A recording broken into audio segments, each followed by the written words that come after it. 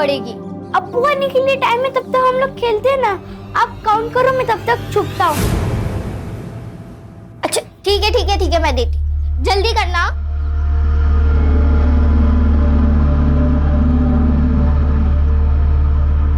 जलगांव के इरफान, पुलिस चौकी के पीएसआई इरफान, संदीप गवई की बेरहमी से आयशा। मौत हो चुकी है। ये हिट एंड रन केस है या फिर उनका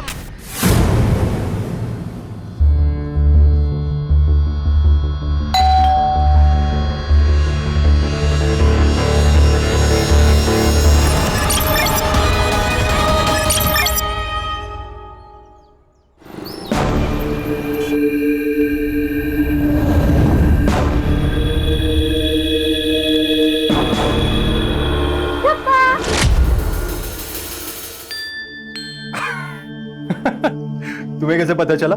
बाबा मेरी 3 आंखें, 2 आगे और 1 पीछे। मैंने पीछे वाले से देख लिया है। आप कुछ छुपा रहे हो। छुपा तो रहा हूं, लेकिन ये चीज देखने के लिए तुम्हें अपनी आंखें बंद करनी पड़ी। अपने हाथ आगे करो। सरप्राइज! खोलो खोलो देखो। Wow, laptop. वाओ, क्या जरूरत थी इतनी महंगी चीज लेने की? अरे बर्थडे है मेरी बेटी का, एवढं तर करायलाच हवं। हाँ पर अब लेकिन कुछ नहीं बेटा, मुझे लग रहा है ना इस रूम में कहीं से कुछ जलने की बू आ रही है।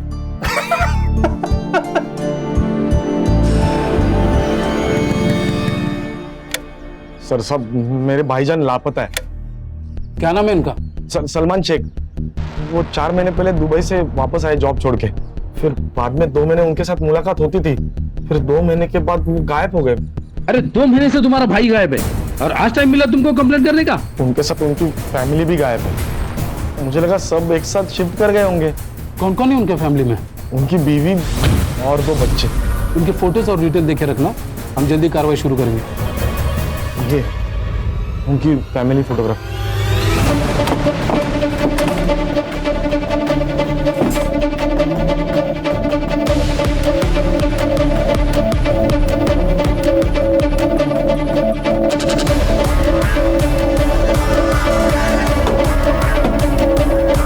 Hello, police station. क्या चल रहा है? सर ये मेरी आपा का घर है। मैं कोल्हापुर में रहता हूँ। 2 महीने पहले मेरी आपा यहाँ शिफ्ट हुई थी। सर 25 दिन से उनको कॉल कर रहा हूँ, उठा नहीं रही है। मैसेज किया तो जवाब नहीं दे रही है, इसीलिए मैं यहाँ आया तो दरवाजा नहीं खोली थी, तोड़ने की कोशिश कर रहा था। झूठ बोल रहे हैं सर, शक्ल से चोर उचक्के मालूम होते हैं। सर मैं तो कहता हूँ इनका आईडी चेक करो। ये देखा ना, दुपट्टा, गले में तावीज, टेररिस्ट भी हो सकते हैं। क्या बोल रहे तुम? दोनों के गले में तावीज है तो ये लोग टेररिस्ट। ज्यादा बात की ना तो एट्रोसिटी लगा दूंगा, समझे? जाने दीजिए सर, हर मुसलमान टेररिस्ट नहीं होता, ये बात अभी तक कुछ लोग समझ नहीं पा रहे। आप मेरा आईडी चेक कर लीजिए। कपिल, मुझे बहुत डर लग रहा है। सर अंदर से बदबू आ रही है, शायद चूहा मरा होगा। नाईक, स्क्रू ड्रायव्हर घेऊन या, दरवाजा तोडावा लागेल। Okay sir.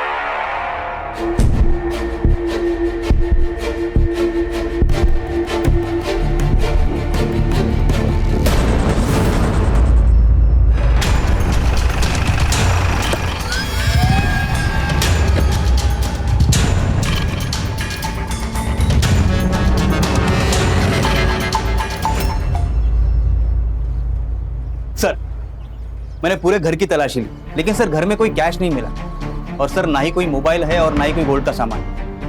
और सर अंदर उस औरत की बॉडी पर भी कोई ऑर्नामेंट्स नहीं थे। Sir open and shut case है, मुझे तो ये सीधा सीधा रॉबरी का मैटर लगता है।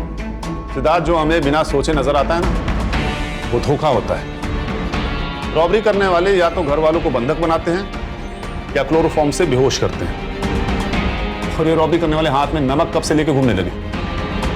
हो ना हो, ये पक्का प्री प्लान मर्डर है। घर में कितना पैसा और सोना होता है ये तो किसी पहचान वाले को ही पता होता है।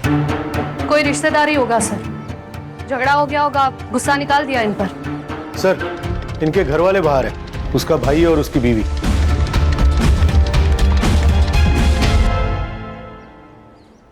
आप लोग इनसे आखिरी बार कब मिले थे?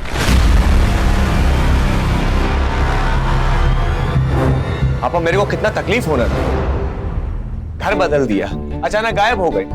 सच कह रहे हैं ये, दिन रात ढूंढे तुमको। क्या हुआ है आखिर?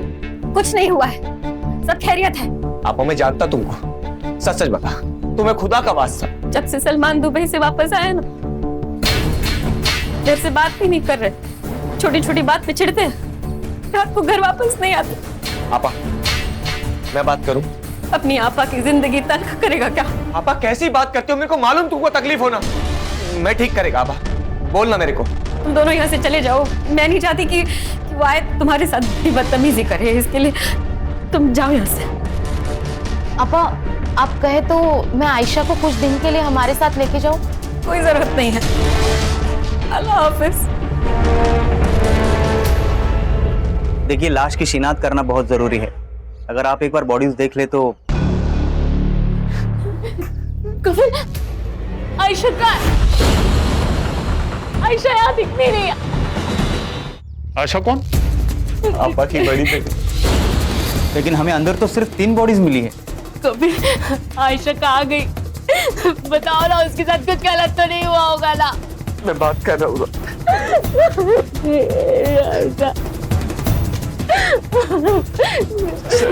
एक सेकंड सर, वो सलमा आयशा से बहुत प्यार करती थी। हमारी कोई औलाद नहीं है और ना ही कभी हो सकती। अगर आयशा के बारे में आपको कुछ भी पता चलता है तो आप सबसे पहले मुझे बताइए। ठीक है, क्या उम्र थी उसकी? अगले महीने 12 साल की होने वाली थी। ठीक है, तुम जाओ, अगर जरूरत होगी तो बुला लेंगे। जी, खुदा हाफिज। सब हो सकता है जब इन तीनों को मारा गया हो तब आयशा घर पे ही ना हो, या फिर कातिल से बचकर वो भाग निकली हो सकता है। इस कफिल और सलमा की कुंडली निकालो। Yes sir. Siddharth. Yes sir. घर में देखो कहीं फोटोग्राफ मिलती है क्या? अगर मिलती है तो इनसे कंफर्म करके आयशा की फोटो हर पुलिस स्टेशन में सर्कुलेट करो। ये जुबैदा और सलमान के फोन रिकॉर्ड्स की डिटेल्स भी मुझे जल्दी जल्दी चाहिए। Okay sir. अक्का, 12 साल की लड़की है वो। तुझ में ईमान नहीं है ये तो मुझे मालूम है, पर थोड़ी तो इंसानियत रख। जब पहली बार कोठे पे आई थी ना, तभी मर गई थी इंसानियत। अब तो यही जिंदगी है, बदन तुड़वा के पैसे कमाओ और गालियों का कफन ओढ़ के सो जाओ। क्या हुआ रे? काय को चिल्ला रहे? अरे वो लड़की काट के भाग गया मेरे को। ये क्या, ये हो क्या रहे? ए लड़की, क्या करके आ रही है? अब तो ये कस्टमर को काट के भागी है लड़की। क्यों? मैं झगड़ा से बोला था बाबा, आपको याद है ना मेरे बुक्स लाने? हाँ याद है ना। क्या हो गया, इतना डर क्यों गए? मैं कहाँ डरा हूँ बाबा, पसीने छूट रहे हैं आपके। बाबा, आप खुद ही बोलते थे कि झूठ खरगोश की तरह बोलना चाहिए जो पकड़ा ना जाए, लेकिन अभी आप मुझे कछुए लग रहे हो। सच सच बताओ, कौन थी? कोई गर्लफ्रेंड? ऐसे भी ज्यादा सुंदर है क्या? बाप की टांग खींची? नहीं बाबा की टांग? नहीं, छोड़ो। बहुत शरारती हो। पढ़ाई पे ध्यान दो।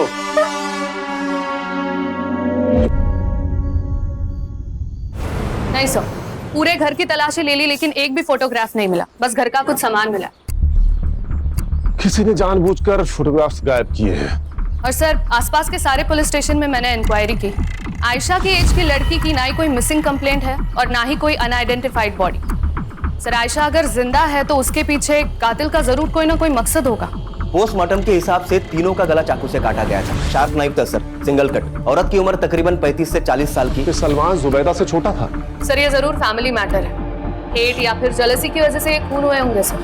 फिलहाल तो इस फैमिली के बारे में जितना पता चल सकता है पता करो। और देखो, इनके फोटोग्राफ्स जुबैदा के भाई के पास मिलते हैं क्या? झोले सर, ये केस में ये स्कॅन कराने पाठवलं लवकर। क्या वो सुतार, ऐसा क्या समझ में आ गया तुम्हें? अरे सर, वो सलमान शेख की मिसिंग कंप्लेंट मिली है साईनगर पुलिस स्टेशन पनवेल में। किसने की है? वो उसी का भाई अरबाज शेख, और वो कंप्लेंट में जुबैदा, आयशा और इरफान तीनों के नाम मिले। पिछले 2 महीने से लापता था ये तीनों। ये जुबैदा का भाई कफिल हमसे कहीं कुछ छुपा तो नहीं रहा है?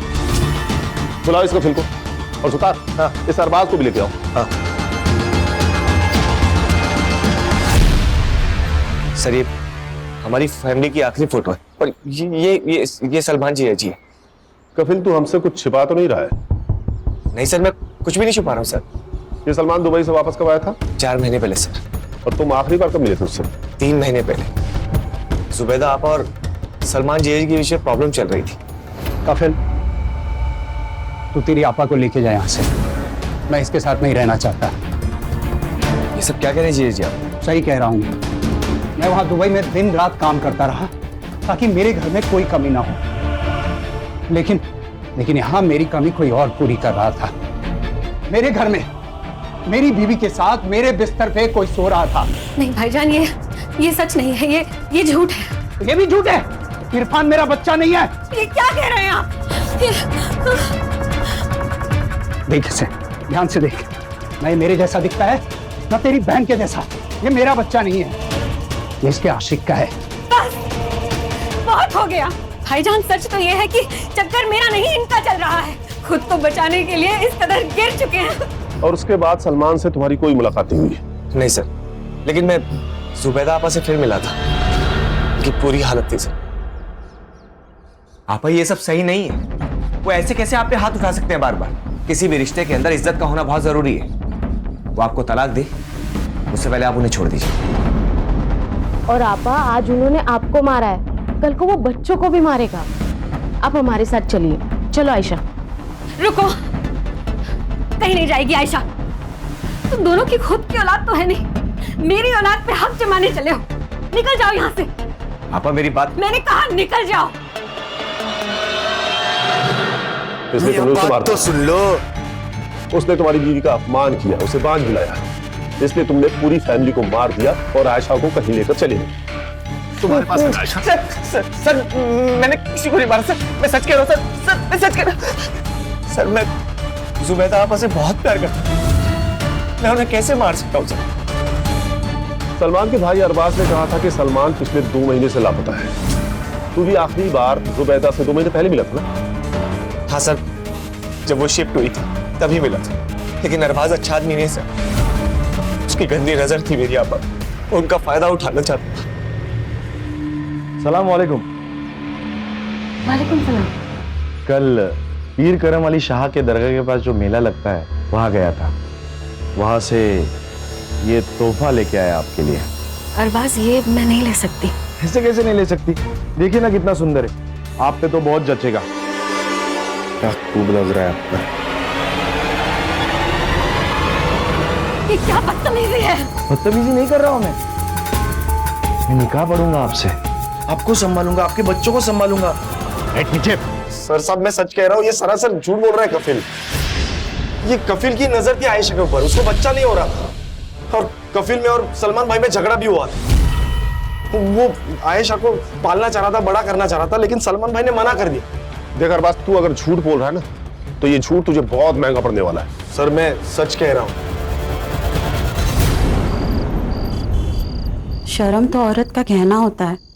तुम्हारा कहना तो मैं हूँ। यीशु ने एक फोटो जल्दी, भरोसा नहीं है क्या मुझ पे? मुझे तुम पे भरोसा है, पर ये इंटरनेट वगैरह थोड़ा डर लगता है। ठीक है, मत भेजना, रखता हूँ मैं फोन। अरे हेलो, रुको, गुस्सा मत करो, भेजती हूँ।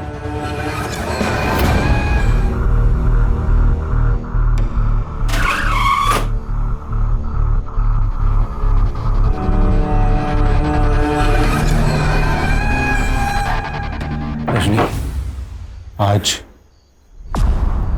तुम मुझे बांधना। नहीं, मुझे ये पसंद नहीं। क्यों? मैं नहीं कर सकती। Rajni, it's a part of love. ये हवस है, बलात्कार है जो तुम रोज मुझ पर करते हो। मुझसे नहीं होगा ये। मैं ये सब नहीं कर क्या बोली? क्या बोली तुम? नहीं होगा।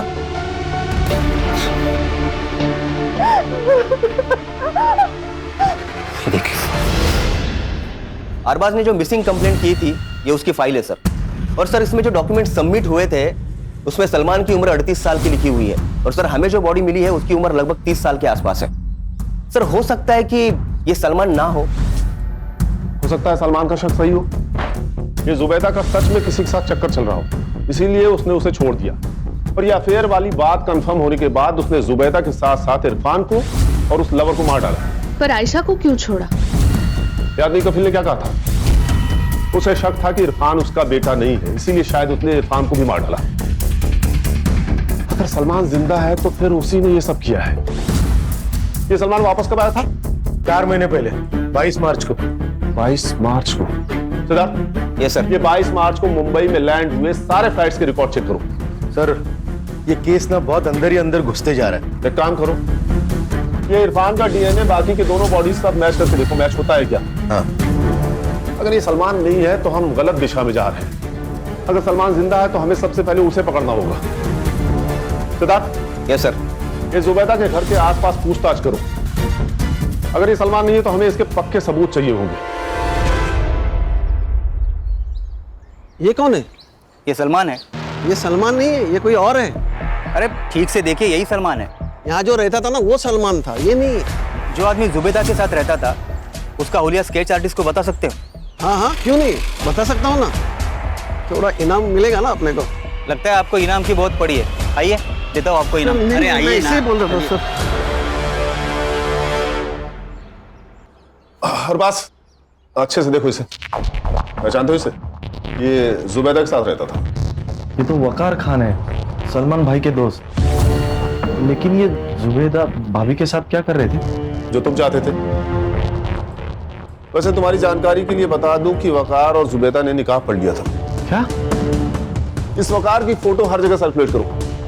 ये आदमी मुझे 24 घंटे के अंदर यहां चाहिए, वो भी जिंदा।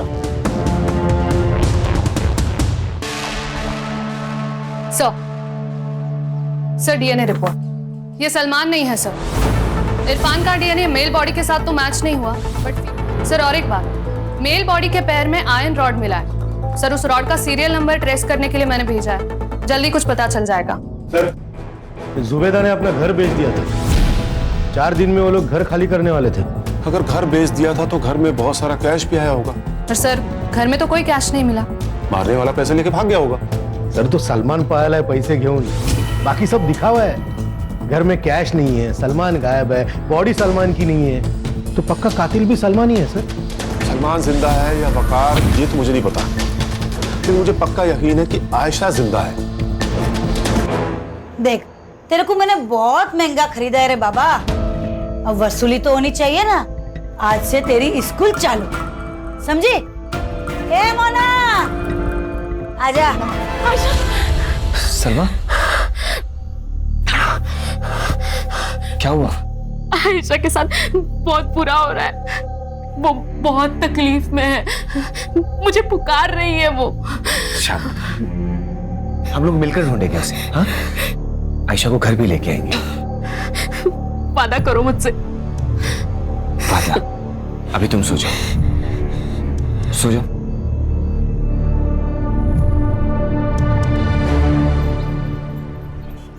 जुबैदा के घर से जो मेल बॉडी मिली थी उसकी पहचान हो गई है सर। और हमें सर जो बॉडी से रॉड मिला था उसे ट्रेस करके हमें हॉस्पिटल से एड्रेस मिल गया। अहमद जुबैर नाम था सर उसका, 30 साल का लड़का था। जिस दिन जुबैदा के घर पर मर्डर हुआ उस दिन वो उसके घर पर एसी रिपेयर करने के लिए गया था सर। किसी ने मिसिंग कंप्लेंट नहीं की? सर, अनाथ था वो, 10 बाय 10 के खोले में रहता था चौल में। सर, जुबैदा के घर की डील हुई थी सर किसी नागेश भोसले के साथ 75 लाख। कुछ पैसे बैंक ट्रांसफर किए थे और कुछ पैसे कैश में दिए थे। और सर, जिस दिन जुबैदा का खून हुआ ठीक उसके 1 दिन पहले जुबैदा ने सारे पैसे अपने अकाउंट से विड्रॉ कर दिए थे। लेकिन घर पे तो पैसे मिले नहीं। मतलब घर पे पैसा है ये उसको पता था। हो सकता है ये उस कफील ने तो अरबाज ने कुछ खिचड़ी पकाई हो। सलमान भी हो सकता है सुधार। एक काम करो, इनके घर की तलाशी लो और जो भी पैसे मिलते हैं उसका विड्रॉ हुए पैसों के साथ सीरियल नंबर मैच करके देखो।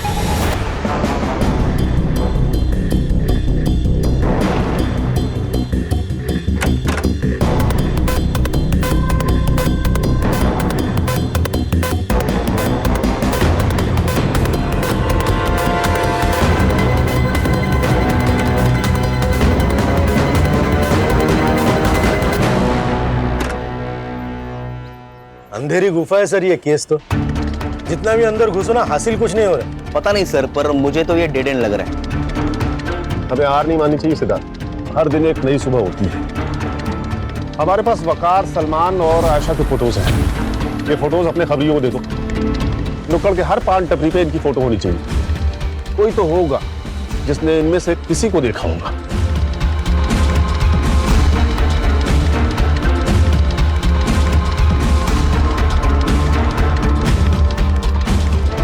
अस्सलाम वालेकुम शबनम अक्का। वालेकुम सलाम अक्का। बैठ बैठ। तू था किधर रहे इतने दिन से? बनारस गया था माल लेने। ओहो। वो क्या अपने कस्टमर अपने से इसलिए खुश है क्योंकि अपना माल है ना एकदम खरा होता है। बोले तो अस्सल। अस्सल अपने कोठे पे भी एकदम अस्सल माल आया है। ए मोना, किधर गई थी रे? वो आयशा के लिए बिरयानी लेने। खाने को नहीं तुरी, बदन पे लगानी है कस्तूरी। अक्का ये देख माल। हाँ बोला क्या?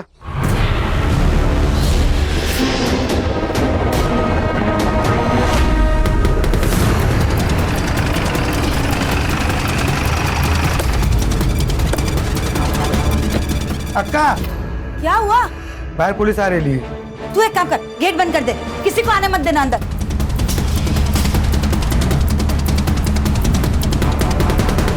चलो सब अंदर चलो, पुलिस आई है। छुप जाओ, इधर छुप जाओ।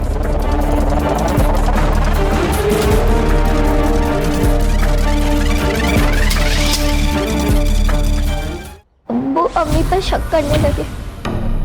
उन दोनों में रोज झगड़े होते। फिर एक दिन अब्बू घर से चले गए और वापस ही नहीं आए। अब मैंने सोचा कि पुलिस कंप्लेन करते, लेकिन उससे पहले वकार चाचू आ गए। ये बात सच है भाभी जान। सलमान किसी गैर औरत के चक्कर में है। अल्लाह। अब तो वो दोनों साथ भी रहने लगे हैं। उसने खुद कहा है मुझसे। देखिए मैं आपका दर्द नहीं समझ सकता,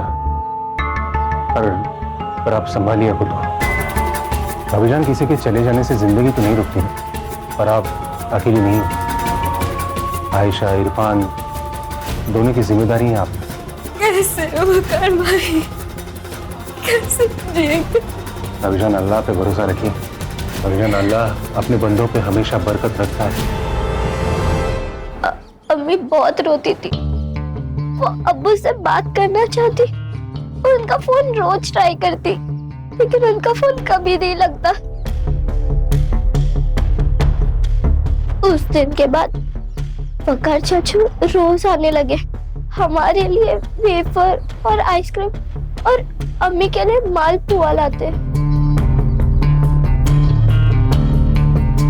फिर एक दिन उन्होंने अम्मी को निकाह के लिए पूछा। पहले अम्मी ने मना कर दिया, फिर अम्मी ने हमारे खातिर निकाह पढ़ लिया। बेटा तुम लोगों ने घर कब चेंज किया? वकार चाचू कहते थे कि जब तक हम अपने अतीत से रिश्ता नहीं तोड़ते तब तक हम अपनी नई जिंदगी शुरू नहीं कर पाएंगे। इसलिए अम्मी ने हामी भर दी और हमने अपना घर बदल दिया। उस दिन मैं रात को पानी पीने के लिए उठी तब मुझे ना वकार चाचू से डर लगने लगा था। अम्मी को भी उनसे डर लगता था। वो जैसा कहते थे ना वैसे ही अम्मी करती थी। तो वकार चाचू ने मारा तुम्हारी अम्मी और इरफान को? मैंने उन्हें मारते हुए नहीं देखा, पर मुझे अक्का के पास वकार चाचू ने ही भेजा था। आयशा, मामी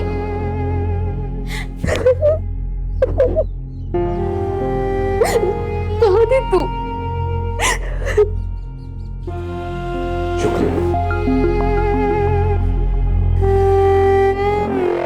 देखो शबनम जी, मुझे तुम्हारे धंधे से कोई लेना देना नहीं है, लेकिन अगर तुमने अपना मुंह नहीं खोला ना तो मैं सबसे पहले तुम्हारा कोठा बंद कराऊंगा, उसके बाद सारी जिंदगी जेल में सड़ाऊंगा। लेकिन मैंने किया क्या है? खाली फोकट का परेशान करने का। तुम लोगों के ना आदत ही है पुलिस लोगों की, खाली पीली का हैरान करने का, परेशान करने। जानती है किससे बात कर रही है? जितना पूछ रहे उतना सही सही जवाब दे। देख शबनम, ये जो वकार है ना इसने 3 खून किए हैं और लड़की तेरे को बेची है। अब अगर तूने हमारी मदद नहीं की तो वकार की मदद करने के जुर्म में मैं तुझे अरेस्ट कर लूंगा। सोच ले। साहब, इसके पहले भी वकार मुझे 2 लड़कियां बेच के गया। ये वकार की बहुत पुरानी आदत है। हर एक साल के बाद वो आता है और एक लड़की भेज के जाता है। इस बार जब वो आयशा को लेके आया तब मैंने उसको पूछा था, एक बात बता, तू हमेशा इतनी अच्छी अच्छी लड़कियां लाता कहाँ से रे? गाँव खाना अक्का टुटली काय को गिनती है? लड़की 12 की हो या 14 की, शबनम उसको खरीद तो लेगी, पर उसको भी उसकी असली नस्ल का पता होना चाहिए। बेटी है मेरी। क्या? हाँ, मैं हमेशा ऐसे ही औरत से शादी करता हूं जिनको सहारे की जरूरत होती है, और फिर एक दिन उनका पैसा और बेटी लेके उड़न छू। ये आखिरी बार कब मिला था तुझे? कल सुबह 11 बजे वो एक लड़की लेके आया था बेचने के लिए। मैंने पूरा 2 लाख दे के उसको खरीदी थी। कहाँ है वो लड़की? वो जो आप सब लड़कियों को उठा के लेके आए, उसी में है वो साहब। क्या नाम है उसका?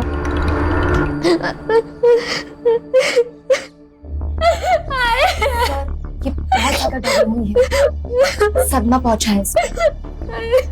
देखो बेटा, मैं जानता हूँ आपको हमसे भी डर लग रहा है, लेकिन मैं वादा करता हूँ तुम्हारे साथ जिसने भी बुरा किया है ना, हम उसे छोड़ेंगे नहीं। देखो, अगर आप हमारी मदद करोगे ना तो हम उसे पकड़ सकते हैं, और उसके बाद मैं आपको आपकी माँ के पास लेके जाऊंगा। I promise. कोई बात नहीं बेटा, कोई जल्दी नहीं है अभी, तुम रेस्ट करो, हम बाद में बात करते हैं।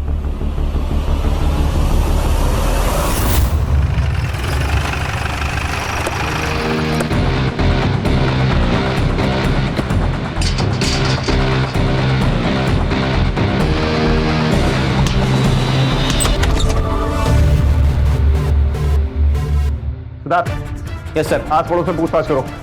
Yes sir. प्राची, सुतार, पूरे घर को चेक करो। सर।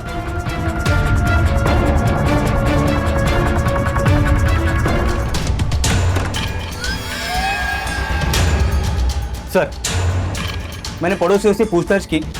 सर, ये लोग ज्यादा किसी से बातचीत नहीं करते थे। क्या हुआ सर? ये सलमान और वकार तो दोनों दोस्त हैं। हो सकता है ये जो रैकेट है ये दोनों ही चलाते हो, इसीलिए दोनों गायब हैं। जब कोई मर जाता है तो उसकी फाइल अपने आप बंद हो जाती है, इसीलिए शायद सलमान ने अपनी जगह उस एसी वाले को मार दिया। हाँ, ये हो सकता है सर। और सर, वैसे भी ये एक आदमी का काम नहीं है। सर, मुझे कफिल और अरबाज पे भी पूरा शक है। अरबाज को औरत चाहिए और कफिल को पैसा। कहीं इन सीरियल किलिंग के पीछे इन दोनों में से तो कोई नहीं है। चारों सस्पेक्ट पे नजर रखो, मुझे ये केस जल्द से जल्द सॉल्व करना है।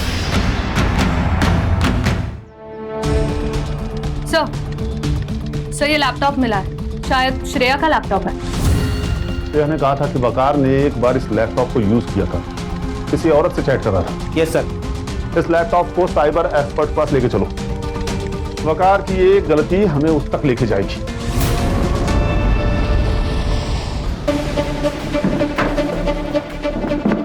और कितना टाइम लगेगा? Almost done sir. ये देखिए सर, ये वकार का सोशल अकाउंट है, वहां से वो अलग अलग औरतों से चैट करता है। इसका रिसेंट चैट चेक कर।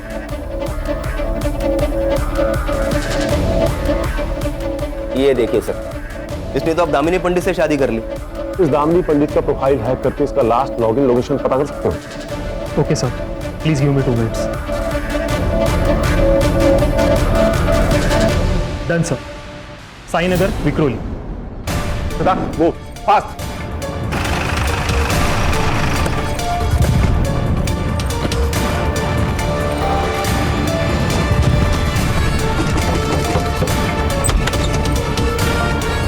जी कहिए।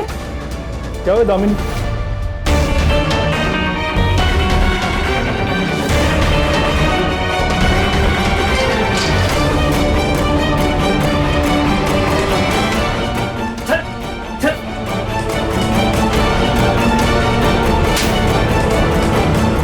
उनको क्यों मार रहे हो? क्या किया उन्होंने? ये एक सीरियल किलर है।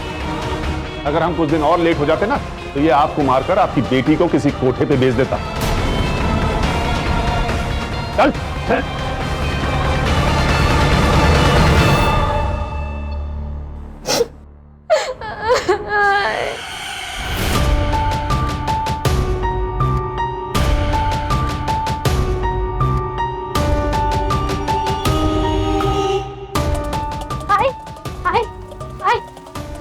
आई मैंने क्या हुआ श्रेया?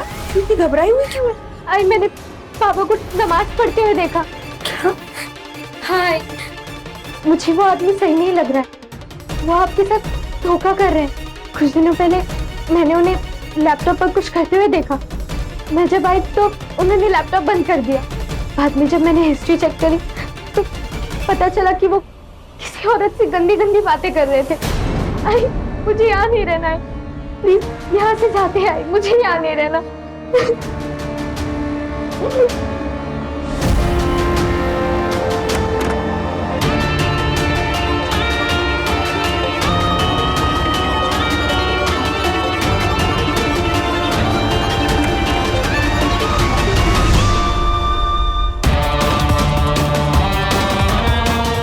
मिल गया। ये पुलिस को दिखाएंगे तो वो बाबा को अरेस्ट कर लेंगे।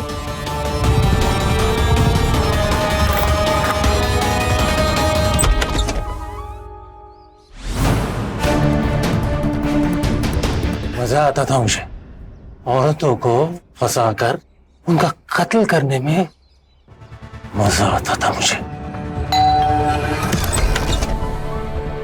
सर वो मुझे एसी निकलवाने के लिए बुलाया था। आप शिफ्ट हो रहे हैं ना? हाँ पर तुम कल आना। सर क्या है अंदर? कल आना कह रहा हूँ मैं कह रहा हूँ। क्या किया तूने? बैठ सीधा। सलमान और तू तो पार्टनर है ना, तुम दोनों ने जुबैदा का पैसा लिया और गायब हो गए। अरे मैं अकेला ही काम करता हूँ। सलमान तेरा पार्टनर नहीं। सलमान तेरा पार्टनर नहीं है और फिर जुबैदा तो शादीशुदा थी, तो तूने ऐसा क्यों किया? मैं सिर्फ बेवा औरतों में ही अपना शिकार बनाता हूँ। जुबैदा को भी मैंने तभी अपना शिकार बनाया जब सलमान मर चुका था। तूने मारा सलमान को? तो तुझे कैसे पता चला कि सलमान मर चुका है और जुबैदा बेवा है? क्योंकि किसी ने मेरे सामने सलमान का कत्ल किया है। किसने? नफरत करता था मैं उस सलमान से। वो जुबैदा को छोड़ ही नहीं रहा था। फिर मैंने दिमाग चलाया। मैंने उसके मन में जुबैदा के खिलाफ जहर घोलना शुरू कर दिया। भाई मुझे लगता है तुझे कुछ गलत फहमी हुई है। मैंने हर किसी से पूछताछ की इसके बारे में, किसी को कुछ नहीं पता है। तेरे पास सबूत है कोई इसके बारे में? भाईजान मैं खुद सबूत हूँ। आपको मुझ पर यकीन नहीं है? मैंने खुद अपने आंखों से देखा है। छी, भाभीजान ऐसे कैसे कर सकती है? मैं तो कहता हूँ आप छोड़ दीजिए उसे। नहीं, मैं जुबैदा से माफी मांगूंगा। मैंने गलत किया है उसके साथ। तुझे पता है दुबई में एक नई जॉब मिलने वाली है। जैसे वो मिल गई ना, अपनी पूरी फैमिली मैं वहां शिफ्ट कर लूंगा। चलता हूं, खुदा हाफिज। मैंने सलमान को गांव के बाहर एक कब्रिस्तान में दफना दिया। तूने अपने पागलपन के चक्कर में अपने बड़े भाई को मार दिया। तुझे तो दोज़ख में भी जगह नहीं मिलेगी।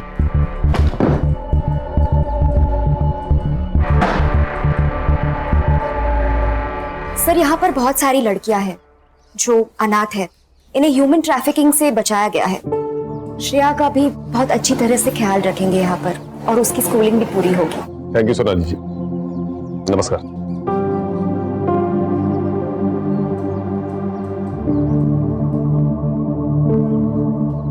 मुझे हमेशा लगता है कि औरत मर्द से ज्यादा ताकतवर होती है, लेकिन पता नहीं क्यों हमारा ये समाज बेवा औरतों और सिंगल मदर को कमजोर समझता है। सही कहा सर आपने।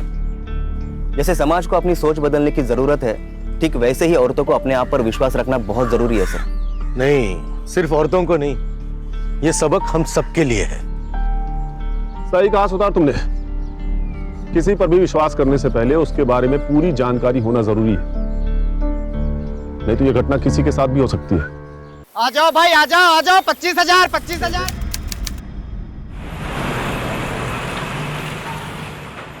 दीदी आपके लिए चॉकलेट। अरे वाह, आज मुझे चॉकलेट दे रही है, क्या बात है। हाँ, मैं अपनी फेवरेट दीदी को चॉकलेट शेयर नहीं करा सकती। बिल्कुल कर सकती है।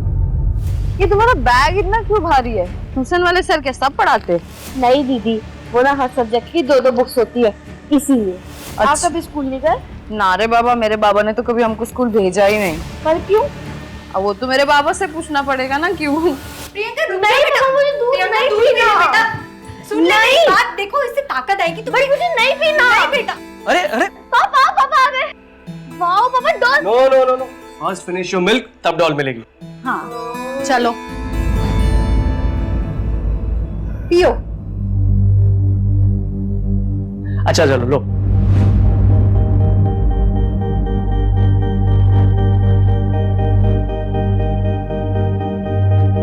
पूरा फिनिश करो वरना पापा आपसे बात नहीं करेंगे। पापा मैं पूरा दूध फिनिश करूंगी, पर आप पहले एक प्रॉमिस करो। क्या प्रॉमिस? क्या आप मुझे सुलाओगे? प्रियंका बेटा अब तो बड़ी हो गई है, अब अकेले सोने की आदत डाल ले। मम्मा, पापा मम्मा को समझाओ ना। बेटा मम्मा बिल्कुल सही बोल रही हैं। अच्छा चलो ठीक है, आज ना तुम्हें पापा सुनाएंगे, ओके? लेकिन कल अकेले सोना पड़ेगा। हाँ ठीक है, पक्का? प्रॉमिस।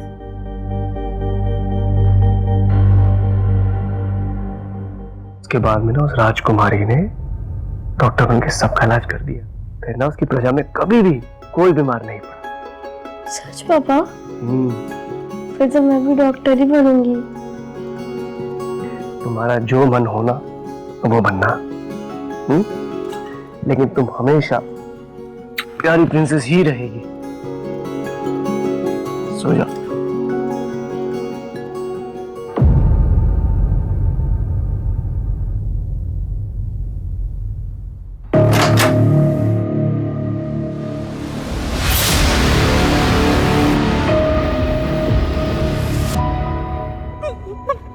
प्रियंका तो कहीं नहीं दिख रही है। रुको ना एक मिनट, यही बोला था किडनैपर्स ने आने को। देखो देखो उसी का होगा।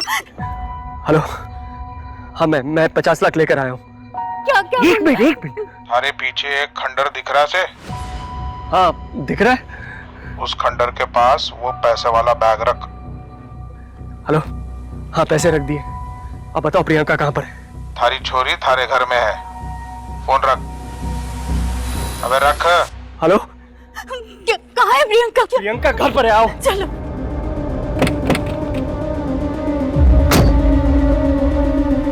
प्रियंका प्रियंका प्रियंका प्रियंका प्रियंका बेटा कहाँ हो तुम? प्रियंका प्रियंका प्रियंका है क्या मतलब? नहीं है वहाँ पर। प्रियंका कहाँ है प्रियंका? कहाँ है?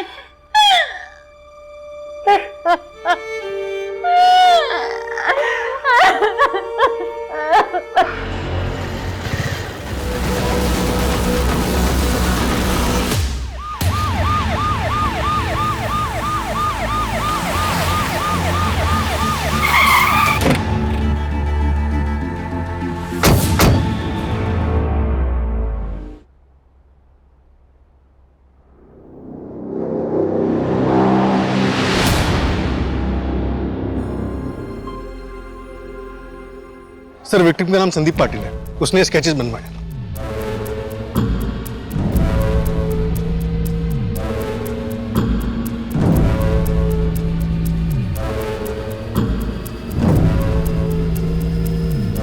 सर, विक्टिम संदीप पाटिल का बैकग्राउंड निकाला है। वो कोथरूड में रेंट पे अकेले रहता है और एक सॉफ्टवेयर कंपनी में HR मैनेजर है। बिल्कुल कॉल रिकॉर्ड्स में कुछ मिला? तो संदीप की 3-4 लड़कियों से घंटों बात होती थी। जब मैंने उनसे बात की तो पता चला कि सबको शादी का झांसा दे रहा था। हो सकता है इन्हीं में से किसी ने कुछ किया। सर आपके कहने का मतलब है कि इस कांड को करने के लिए बच्चों को हायर किया गया? सुनो, इन बच्चों के पोस्टर हर जगह लगवा दो और अपने खबरों को एक्टिव करो। बिल्कुल, इन लड़कियों की हर मूवमेंट और कॉल रिकॉर्ड चेक।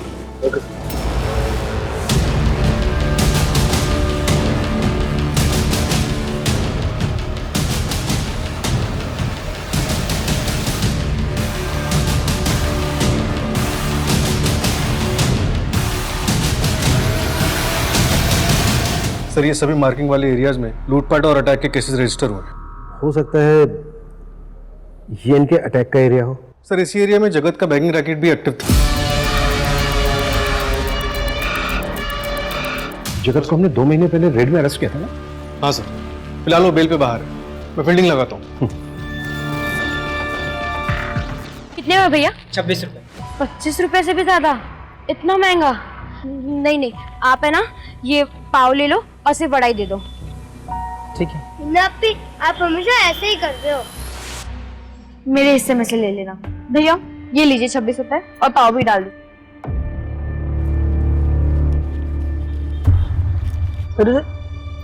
25 रुपए खूब हो गए हैं, तुम लोग कीमत नहीं जानती।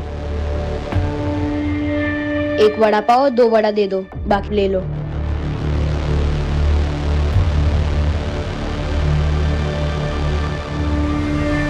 इमरान अब तो खुश हो गया ना? हाँ अपी।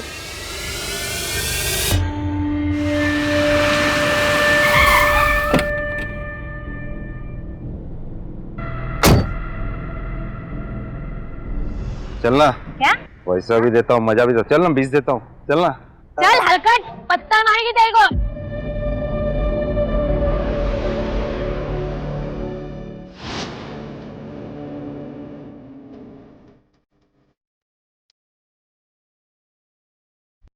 मिल गया।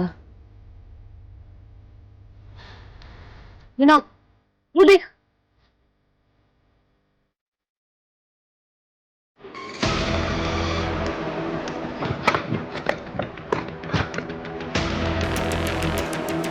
भाग जाते हैं अपे। शहर छोड़ दे, इतने पैसे हैं हमारे पास। अभी तक सिर्फ 23,255 ही हुआ है। इतने में नहीं आएगा 4 लोगों का फ्लाइट का टिकट। और बिना काम करे हम लोग कैसे जा सकते हैं? नहीं अपी, हम पूरा काम करे बिना शहर छोड़ के नहीं जाएंगे, लेकिन हमें कुछ दिनों के लिए ये सब रोकना चाहिए। मुन्ने तो लगता है हम सब पकड़े जाएंगे, फिर हम सबको अलग कर देंगे। नहीं अपी, मुन्ने आप लोगों से अलग ना होना है। इमरान, मैं कुछ नहीं होने दूंगी तुम्हें। यहाँ काम खत्म करके हम माँ के पास चले जाएंगे। वो रेशमा मेरी माँ नहीं है, हमारी अम्मी और अब्बू मर गए हैं। हमें एक दूसरे का ध्यान रखना पड़ेगा, और भी बहुत काम बचा है, तुम दोनों को पता है ना।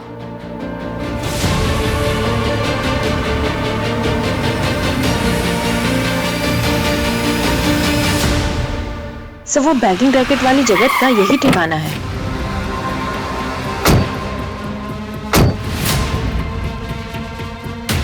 मैंने कुछ नहीं किया, मैंने कुछ नहीं किया। क्या होगा? Manju, yes sir. पहचानते हैं इनको? कौन है?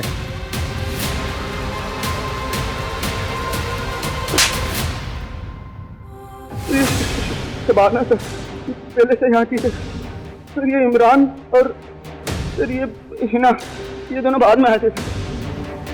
अभी कहाँ है बच्चे? पता नहीं सर, 1 साल पहले रेड पड़ी थी तो लेके गए इनको। और ये बच्चे आए कहाँ से थे? ये हिना सर, उसको मैंने बात करते हुए सुना था सर। उसको हरियाणा के कोई वो मंझोली गाँव जाना था सर। उसको किसी रेशमा के बारे में बात करती रहती थी सर, उससे मिलना था इसको। और बाकी नहीं पता सर, बाकी। सर मैंने शहर के तकरीबन सभी एनजीओज और ऑर्फनेजेस में बात की। सूरज, बच्चे हैं वो। Sorry sir. सर मुझे 3 एंगल की सीसीटीवी फुटेज मिली है जिसमें वो तीनों बच्चे दिख रहे हैं।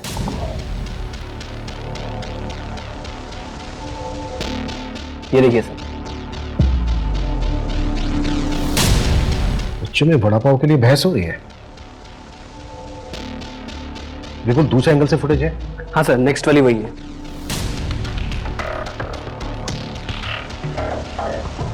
ये बच्चे इस गाड़ी की तरफ बहुत ही गौर से देख रहे हैं। बिल्कुल इस गाड़ी के ओनर का पता करो और उसकी लोकेशन ट्रैक करो, क्विक। Yes sir.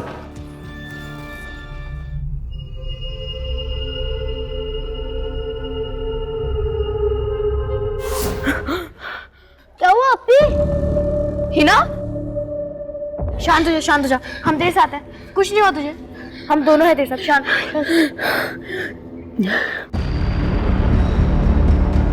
खबर पक्की है ना मंजू? सेम बच्चे थे ना? हाँ सर, एकदम पक्की है। मुन्ना ने उन तीनों बच्चों को वो विश्वंतवाड़ी वाली जो बन फैक्ट्री है ना, उसकी तरफ जाते हुए देखा। हाँ सर। क्या सर? सूरज सर का फोन था, संदीप पाटिल की डेथ हो गई।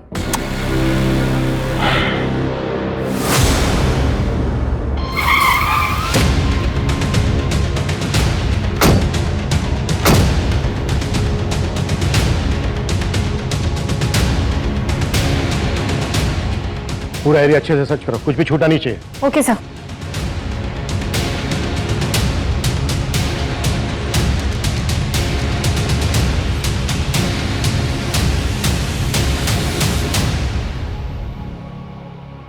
सर ये देखिए, इसमें कुछ है। रोहन देखा वो।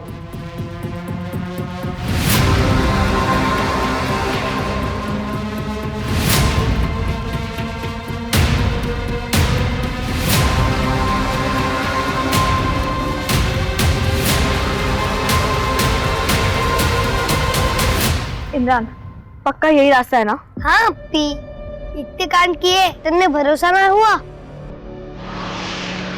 करी करी जल्दी ले।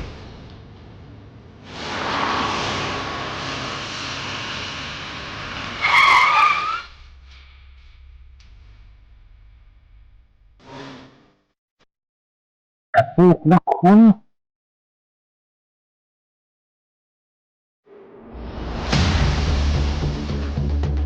एम्बुलेंस।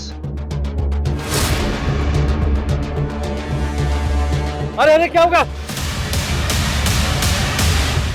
हीना भाग। रुको बच्चों, रुको। छोड़ो मुझे, छोड़ो।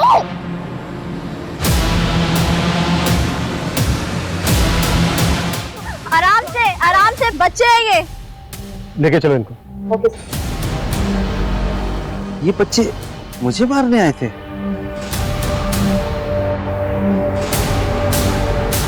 बच्चों कुछ खाओगे, कुछ पियोगे? भूख लगी है? देखो सब है हमारे पास।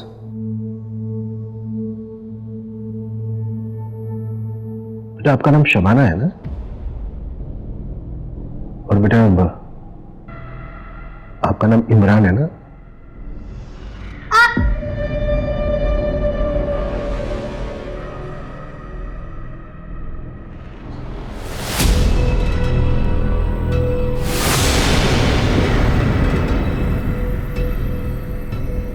और बेटा आप हीना हो ना?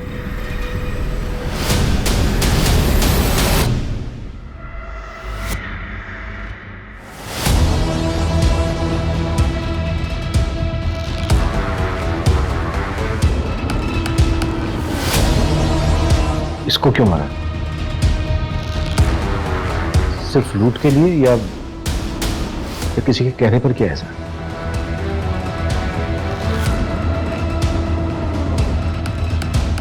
देखो बच्चों, बताना तो पड़ेगा। अगर मुझे नहीं बताओगे ना, ये अंकल है ना, ये अंकल पूछेंगे।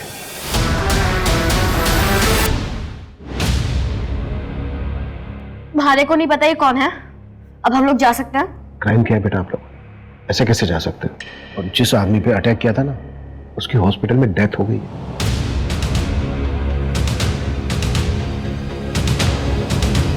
संदीप पाटिल नाम था उसका। क्यों मारा उसको? आपके पास कोई सबूत है कि मर्डर हमने किया है?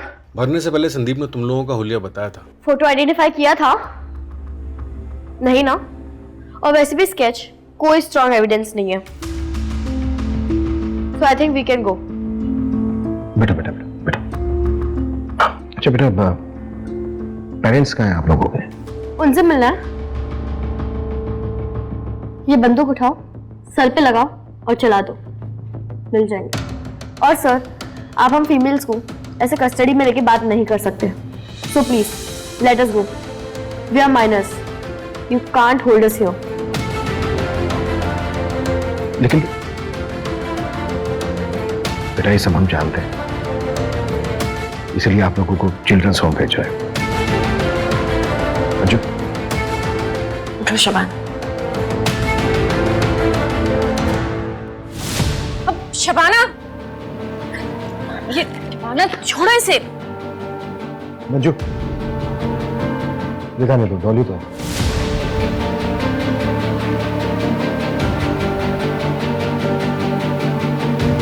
मैं इन बच्चों की बैकग्राउंड पता करनी होगी, कैसे ये 12 से 14 साल के बच्चे अपराधी बने।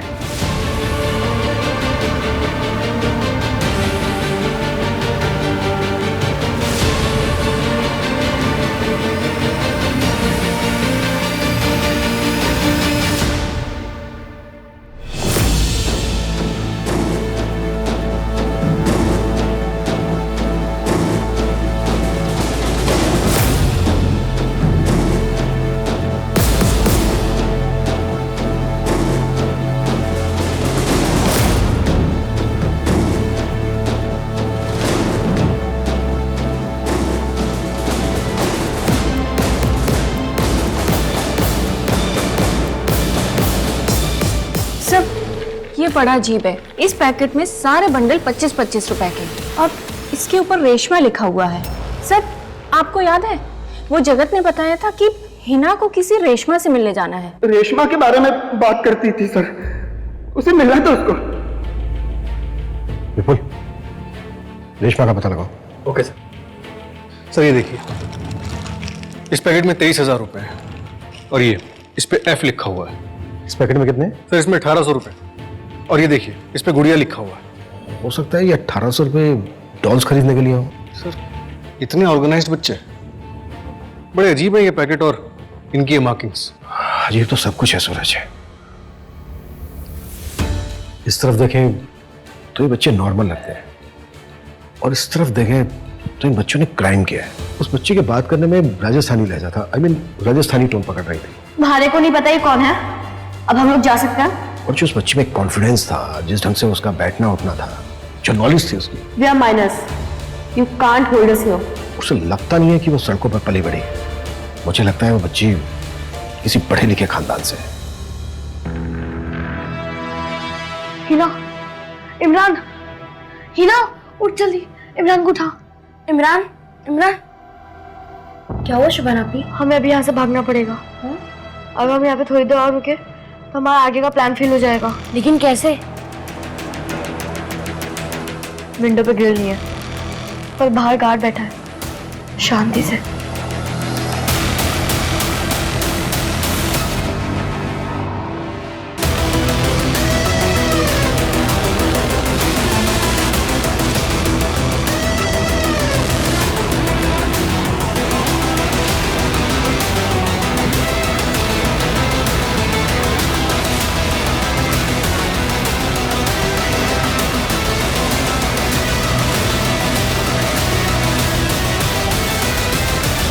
सर सारी रिपोर्ट्स मैंने भिजवा दी हैं। सर रेशमा का पता चल गया, वो अपने पति के साथ मंजोली गांव में ही रहती है, पर उससे कुछ बात नहीं हो पा रही। रेशमा से हमें मिलना चाहिए। सूरज, तुम और मंजू रेशमा से मिलकर आओ। Okay sir. सर, बच्चे भाग गए। व्हाट? भाग गए मतलब? वहां पे सिक्योरिटी गार्ड नहीं था क्या? सर, उसने बताया कि उसकी नींद लग गई थी। Okay, let's see. वो बच्चे बैगिंग रेस्टे तक कैसे पहुंचे और रेस्क्यू होने के बाद कहां गए? अगर हमें इन सवालों का जवाब मिल जाए तो हमें उन बच्चों का अगला मूव समझ में आ जाए।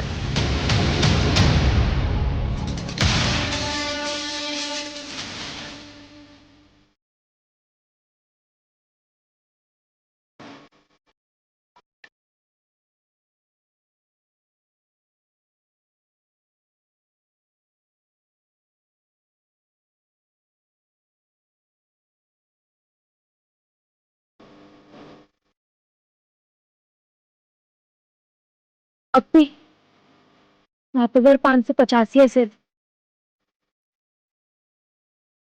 ट्राई करके देखते हैं।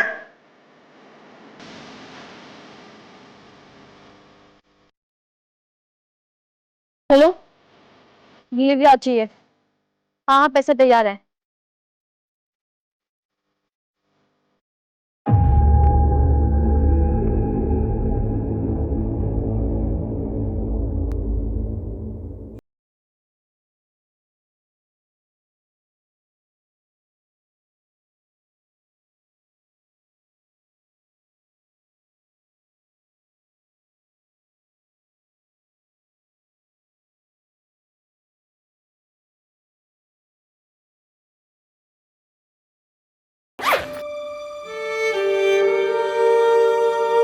चलो।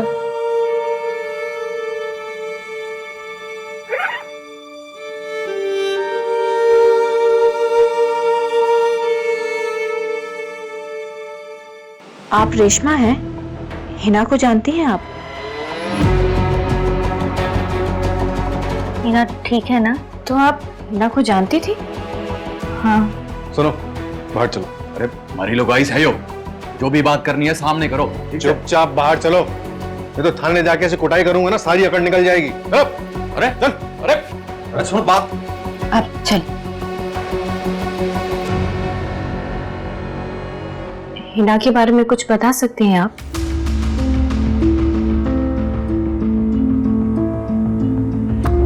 मेरा नाम रेशमा है और तुम्हारा?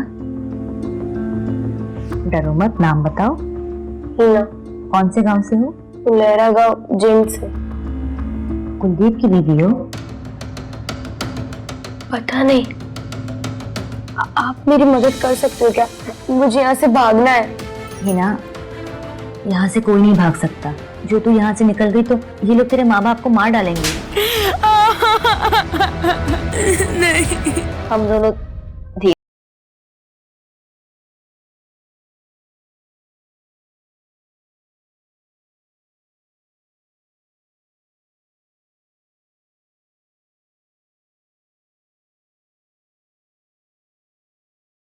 गांव गई होगी अपने भाई के पास। हाँ, वो अपने भाई के साथ ही है।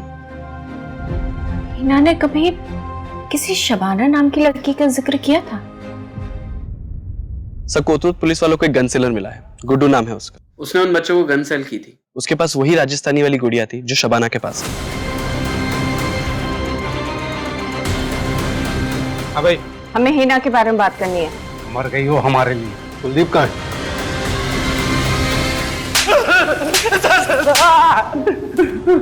सब क्या किया तूने बच्चों के साथ? सब कुछ नहीं किया। सुनो तो आप मेरी साहब। सुन आपने कहानी। साहब, उन तीनों बच्चों को गन चाहिए थी साहब। उनसे गुड़िया ले ली अपनी बच्ची के लिए साहब। बच्चों को गन चाहिए थी? हाँ साहब, और 2 गोलियां भी थी। सर, हिना हरियाणा से मर्डर करके भागी थी। What?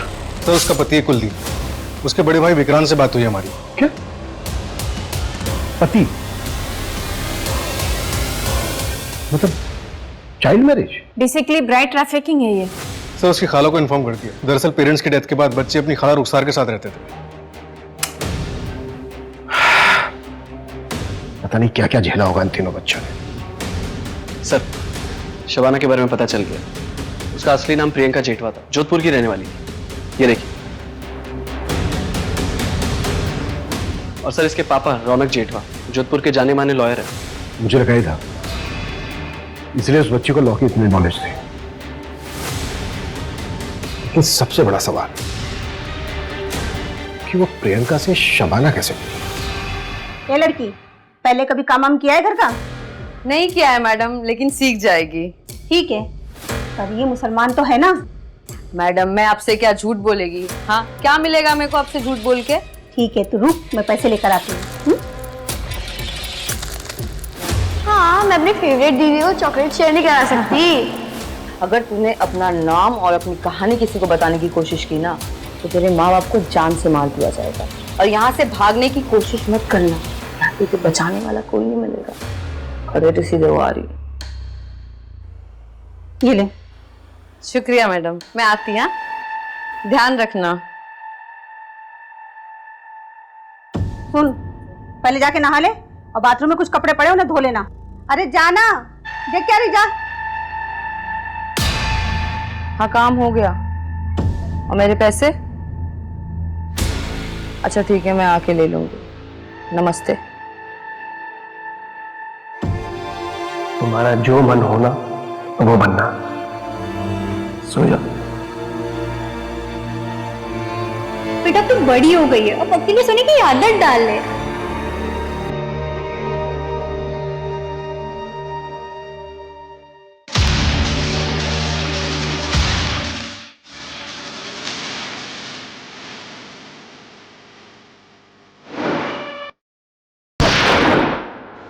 मैडम, मैडम,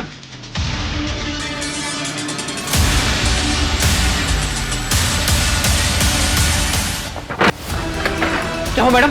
क्या हो मैडम? तीनों लोग वहां गए।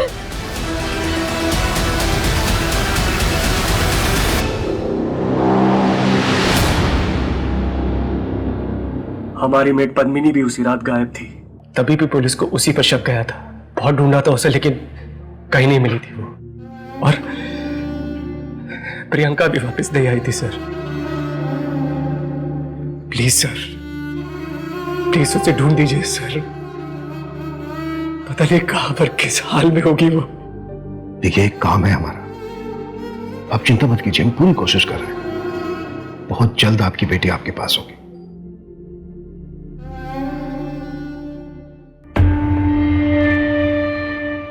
सर, प्रियंका की मेट पद्मिनी ट्रैक हो गई है।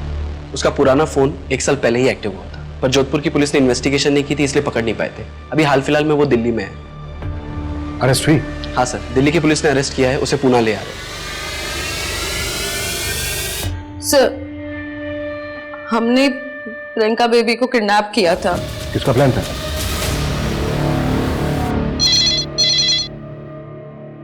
हेलो हेलो सर यहाँ बाल संचित केंद्र में गोलियां चली हैं। क्या? ठीक है, हमारे आइए साहब, गोली चलाने से पहले मैडम के ड्रावर से जितने भी पैसे थे सारे लेके चले गए। कितने पैसे थे? 20,000 रुपए थे और वो हमारी गुड़िया को भी लेके गए। गुड़िया? हमारी मिंटू की बेटी जो अब इस दुनिया में नहीं रही, हमारे अनाथालय की सबसे छोटी बच्ची, सिर्फ 6 महीने की है। पता नहीं वो लोग उसके साथ क्या करेंगे।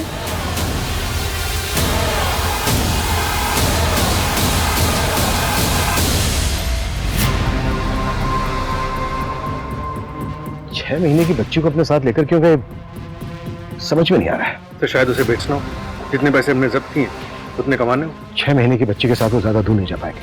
सूरज, पूरे शहर में अलर्ट जारी करवाओ, आसपास के इलाके पर नजर रखो। बच्ची को लेकर कोई भी क्लू मिलता है उसकी इन्फॉर्मेशन तुरंत मुझे मिलनी चाहिए। सर, आज ही यहाँ से निकल जाते हैं। हाँ, पहले हम लोग गुड़िया को सुला दे, फिर तो हम सबसे पहले रेशमा मम्मी के पास चलेंगे। उसके बाद कर रहे हैं? कुछ सोचा है मैंने।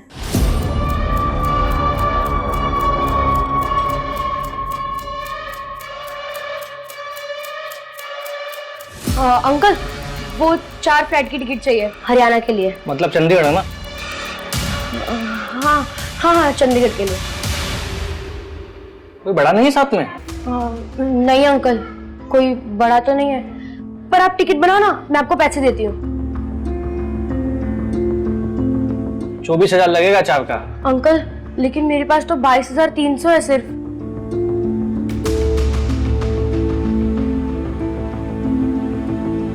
चारों के नाम लिख दो, मैं टिकट बना देता हूँ। हमें पता है आप लोगों के साथ क्या हुआ, हम मदद करना चाहते हैं आपकी। तो यकीन मानो, हम सच में मदद करना चाहते हैं।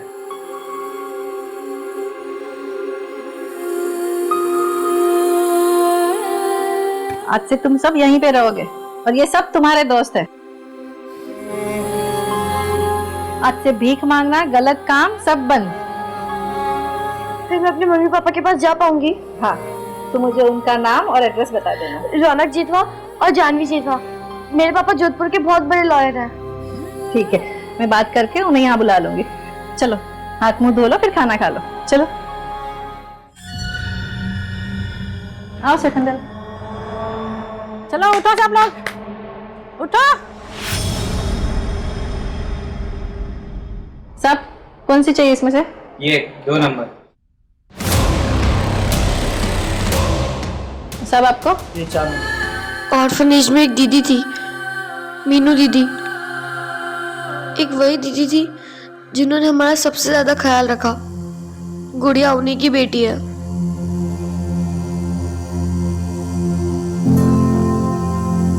मीनू दीदी तो चली गई, पर जाते जाते उन्होंने गुड़िया की जिम्मेदारी हमें दी। हम गुड़िया को ऑर्फनेज में अकेले छोड़ के नहीं आ सकते थे, वरना वो लोग गुड़िया के साथ भी। इसलिए हम लोग गुड़िया को ऑर्फनेज में लेने गए थे। तुम लोग इसलिए पैसे इकट्ठे कर रहे थे? हमारे को यहाँ पुणे वाली ट्रेन से लाया गया था, फिर जगत के पास भेजा।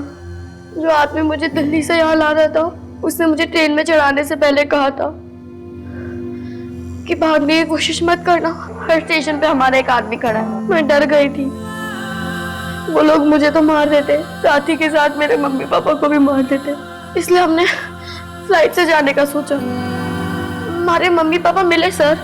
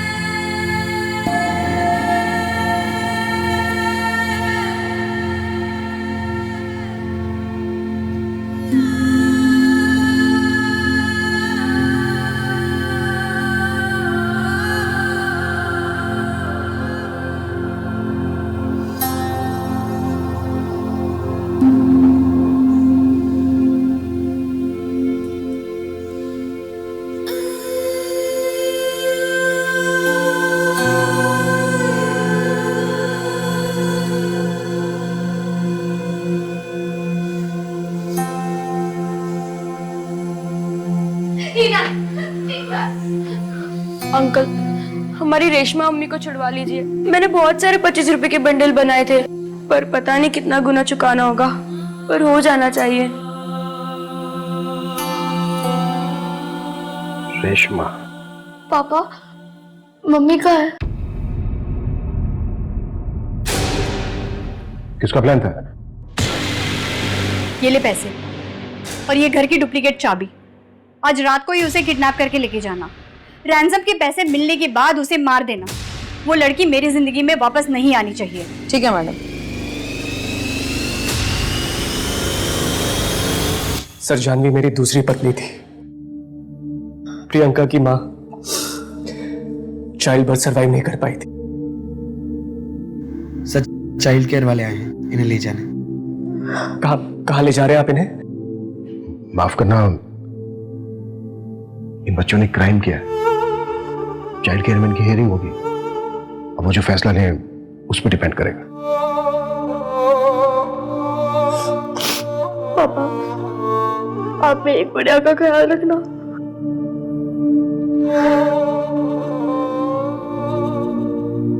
पापा, क्या आप तीनों साथ रह सकते हैं?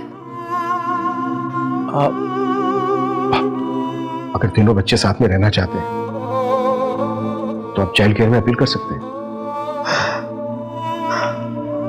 ठीक है।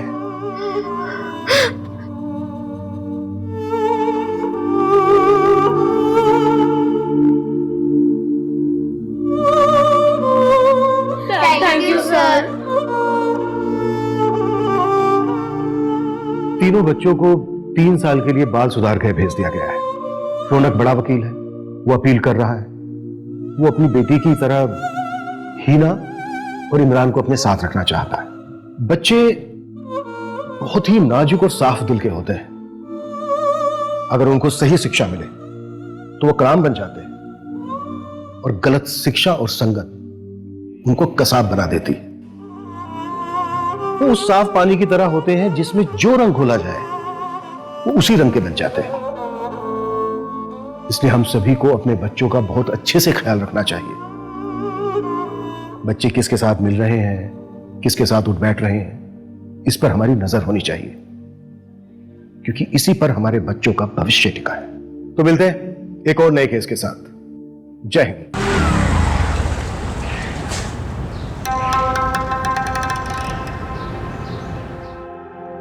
Excuse me. हेलो। जी बोलिए। I, Ragini, I am new recruit. It is first day. जय हिंद सर। जय Hind sir. Sir, new joining. Hello sir. मैंने आपको शायद पहले भी कहीं देखा है। मुझे? नहीं, शायद मेरा इल्यूजन होगा, क्योंकि आपका चेहरा मेरे एक पुराने केस के डेड विक्टिम से मिलता है। उसका नाम रागिनी था। रागिनी? सर, मेरा भी नाम रागिनी है। सर, अगर आप बुरा ना माने तो मैं एक बात पूछूं? ऐसा क्या था इस केस में कि आपको आपके डेड विक्टिम की याद आ गई? ऐसा क्या हुआ था इस केस में? कौन थी ये रागिनी? मेरा नाम रागिनी है, सिर्फ रागिनी। सुन रहे हो ना तुम? सुन रहे हो ना? इस रस्सी के धागों की तरह मेरी जिंदगी भी उलझी हुई है। हम जब अपनी काबिलियत के दम पे अपना कद ऊंचा करने की सोचते हैं,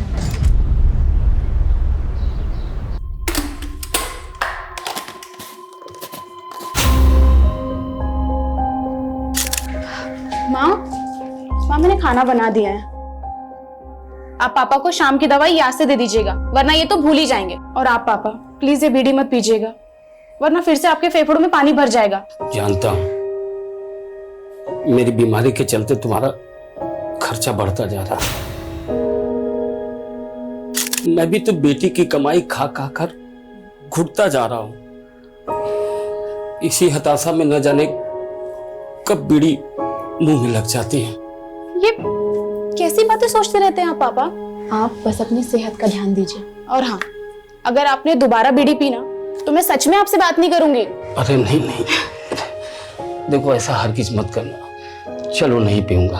अरे पगली, मैं भी तो चाहता हूँ कि तंदुरुस्त हो जाऊं और कोई नई नौकरी ढूंढूं। मुझे भी तो अपनी जिम्मेदारी निभाने दीजिए पापा। आपने भी तो जिंदगी भर मजदूरी करके हमें पढ़ाया लिखाया, वरना हमारे समुदाय के लोग अपने बच्चों को स्कूल तक नहीं जाने देते। तभी तो पूरी बिरादरी को तुझ पर गर्व है। झोपड़ी में रहने की किस्मत थी हमारी, आज तुम्हारी वजह से इतने अच्छे घर में रह रहे हम लोग। माँ, अभी तो घर की हालत और सुधारनी है, ऊपर एक और फ्लोर बनाकर घर को ऊंचा करना है। अरे बेटा, अब और कितना ऊंचा उठेंगे? पापा, बात मकान ऊंचा करने की नहीं है, बात हमारे स्वाभिमान की है। अब तक हम सर झुकाकर जीते आए हैं, अब जब सर उठाने का मौका मिला है तो तबीयत से उठाएंगे।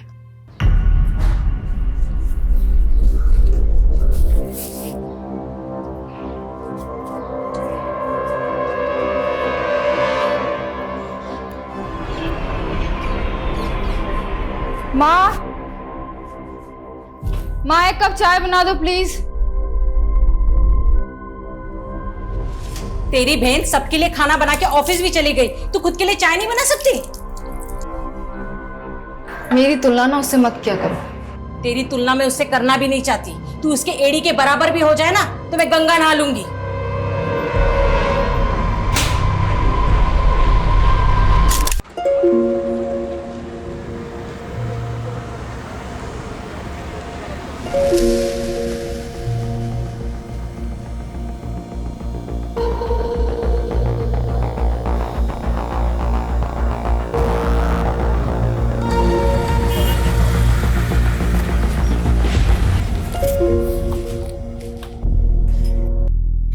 मुझे तो लगा आज तुम बस मिस कर दोगी।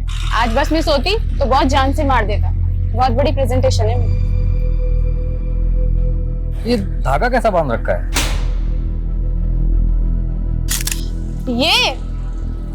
ये तो बस ऐसे ही। तू जो मुझे वो हॉरर क्लिप्स भेजना है ना, सपने में भूत आने लगे मेरे, उससे बचने के लिए बांधा है। तू भी इन सब पे विश्वास करती है? हंस मत, चल बस आ गई।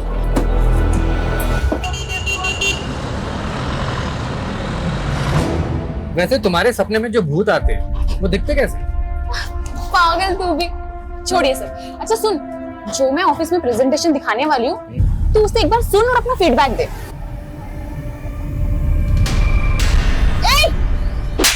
बदतमीज! ऐसे कैसे हाथ लगाया तूने मेरे को? टच कैसे किया तूने? अरे गलती से हो गया ना टच। तूने कल भी यही किया था, मैंने इग्नोर किया। अरे भाई साहब, मत बोल कुछ भी। क्या चल रहा है? छेड़खानी करता है? भैया इसने कल भी यही किया था। अरे तू रुक ना। भाई चल। इसने कल भी यही किया था। छेड़खानी कर रहा है तू बस में? कुछ नहीं किया है। मैडम कल से बस में नहीं आने दूंगा। कल भी इसने यही किया था। जाने दो रागिनी, उस पर फोकस मत करो, अपनी प्रेजेंटेशन पे ध्यान दो। मैं सिर्फ एक ही टिप देना चाहता हूँ, इंग्लिश उतनी ही बोलना जितनी संभाल पाओ, वरना तुम्हारे टैलेंट में कोई कमी नहीं। मेरी इंग्लिश भी पहले मेरे सपनों की तरह टूटी फूटी सी थी। इंग्लिश फिर भी आ गई, लेकिन सपने रिपेयर होना बाकी थे। और जब आपने अपने पिता को दिहाड़ी मजदूरों की लाइन में सबसे पीछे खड़ा देखा हो, तो खुद को सबसे आगे खड़ा पाके भी आखिरी पंक्ति की वो दुश्वारी आपका पीछा नहीं छोड़ती है। लेकिन कहते हैं किस्मत भले ही मात खा सकती है, पर काबिलियत वो कभी मात नहीं खाती। हाय भाई, ये भूत तो बड़ा लकी साबित हुआ यार तुम्हारे लिए। तुम्हारे सपने में आए और इंक्रीमेंट हो गया। इंक्रीमेंट? तुम्हारी सैलरी 25% बढ़ाने का अप्रूवल मिला है। क्या? आजकल बॉस कुछ ज्यादा ही मेहरबान है रागिनी पे। हाँ, लेकिन रागिनी डिजर्व भी तो करती है। डिजर्व तो मैं भी करती थी, लेकिन मैंने बॉस को खुश करने से मना कर दिया, तो उसको अब रागिनी मिल गई है। मतलब क्या है तुम्हारा? जानते नहीं हो क्या अपने बॉस को? आजकल रागिनी के साथ सो रहा है।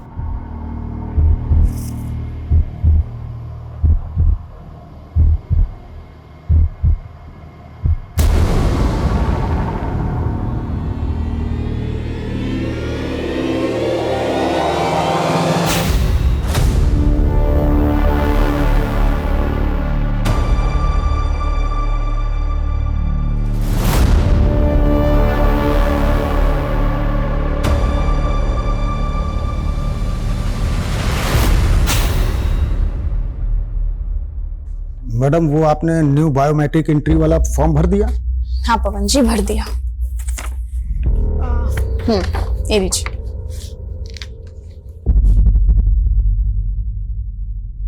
अरे मैडम, इसमें तो सरनेम ही नहीं है। मेरा कोई सरनेम नहीं है पवन जी। सरनेम तो सबका होता है, कोई हवा से थोड़ी ना आता है, सब अपने बाप दादा के कुल से ही आते हैं। वैसे आपका कुल क्या है मैडम? पवन जी फालतू की बातें छोड़िए और जाइए अपना काम करिए।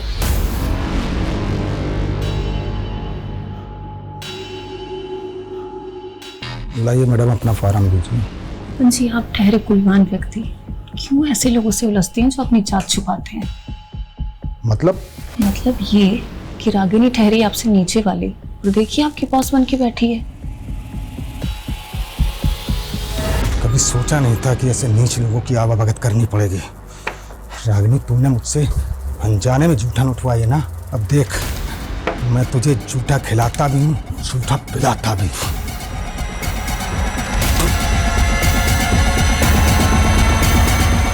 हाँ सॉरी भैया, थोड़ा लेट हो जाएगा, लेकिन मेरे आने से पहले आप ढोल वालों को मत भेजना।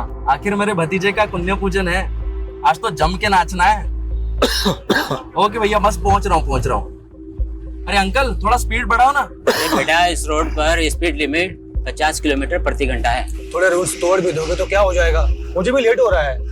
रूल होता है, क्यों बेचारे पे दबाव डाल रहे हो? रहने दो भाई साहब, टैक्सी चलाते चलाते रोज रोज नई सवारियां, नए नखरे, अब तो इनको झेलने की आदत सी पड़ गई है। कब से चला रहे हो टैक्सी? बहुत सालों से चला रहा हूँ भाई साहब, 18-20 घंटे डेली चलाता हूँ। अंकल, बुढ़ापा आ रहा है, इतना काम करोगे ना तो उम्र के पहले ऊपर चले जाओगे। अब काम नहीं करूंगा तो अपने घर वालों की जरूरतें पूरी कैसे करूंगा? और रही बात ऊपर जाने की, तो एक दिन सबको ही जाना है।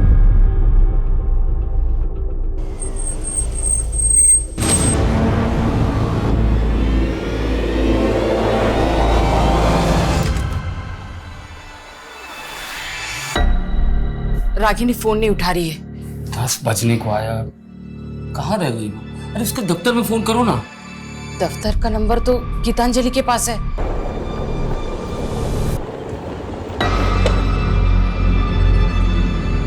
बाय। हेलो, रागिनी तुम्हारे साथ है? मेरे साथ क्यों होगी हो? वो दफ्तर से अभी तक घर नहीं आई, एक बार उसके दफ्तर में फोन करके पूछना। ठीक है।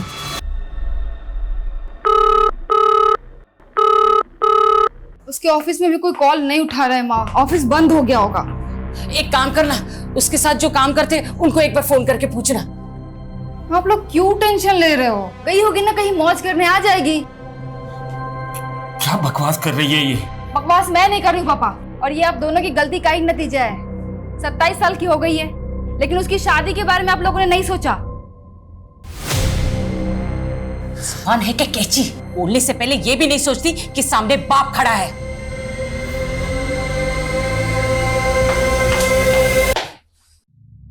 ये तो पहले ही हाथ से निकल चुकी है, अब छोटी की सोच। मैं जाता हूँ उसे ढूंढने। अरे आप कहाँ जाएंगे? वैसे ही आपकी तबीयत ठीक नहीं रहती। आप रुकिए, मैं जाती हूँ, आप रुकिए। अरे बेटी घर वापस नहीं आए, मैं यूं हाथ में हाथ धरे बैठे नहीं रह सकता। हटो। सुनिए पापा सॉरी, वो मैं कुछ ज्यादा ही बोल गई। चलिए मैं चलती हूँ आपके साथ।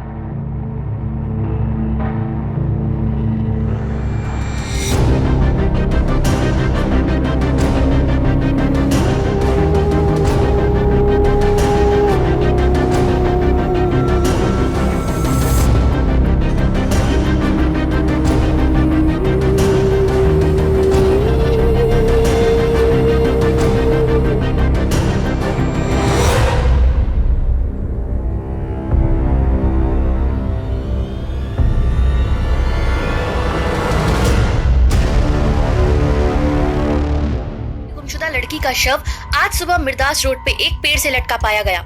सूत्रों के मुताबिक पीड़ित के परिवार ने एक रात पहले ही युवती की गुमशुदगी की रिपोर्ट थाने में दर्ज कराई थी। अब सवाल ये उठ रहा है कि ये मर्डर है या सुसाइड। आपको लगता है कि रागिनी ने सुसाइड नहीं किया, बल्कि किसी ने उसकी हत्या की? ये हत्या ही है साहब। मेरी बेटी ने कभी भी किसी समस्या के सामने घुटने नहीं टेके। किसने की होगी ये हत्या? पता नहीं किसकी नजर लग गई हमें। नजर लग गई? साहब, हम लोग भूमिहीन लोग हैं। 3 साल पहले रागिनी की यहाँ नौकरी लगी थी और 1 साल पहले बहुत मेहनत कर उसने बैंक से कर्ज लेकर ये घर बनाया। आप भी देखिए सारे सपने कैसे टूट गए।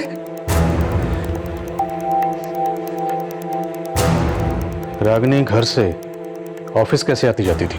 सरगुन पेट से कोई भी सीधी बस नहीं उसके ऑफिस आवा नगर के लिए, इसलिए वो सवारी के टेम्पो से नंदी चौक तक जाती थी और वहां से उसके ऑफिस के लिए सीधी बस मिल जाती थी। रागिनी आभान अगर अपने ऑफिस से बस लेकर पहले नंदी चौक आती थी, फिर यहां से शेयरिंग ट्रांसपोर्ट लेके अपने घर सरगुनपेट। लेकिन हमें रागिनी की लाश मिली मिर्दासपुर सरगुनपेट से 5 किलोमीटर आगे यहां से कट जाता है और हमें रागिनी की लाश यहां 1 किलोमीटर अंदर मिली। और सर इस पूरे रूट पे कहीं भी सीसीटीवी नहीं है। शर्मा, जब सीसीटीवी नहीं थे तब भी केसेस सॉल्व होते थे। इस पूरे रूट को स्कैन करो और यह भी पता करो कि रागिनी अपने ऑफिस से कितने बजे निकली थी। रागिनी मिर्दासपुर क्यों गई? वो वहां खुद अपनी मर्जी से गई या कोई उसे जबरदस्ती लेकर गया? ये सुसाइड है या अबैटमेंट टू सुसाइड या फिर मर्डर?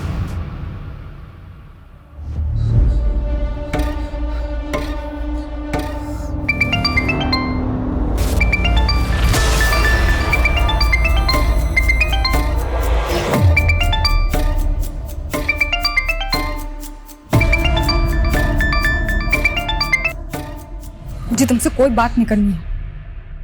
वो फोन कट मत करना। तुम्हें पता है ना मैंने रागिनी के लिए तुम्हें फोन किया।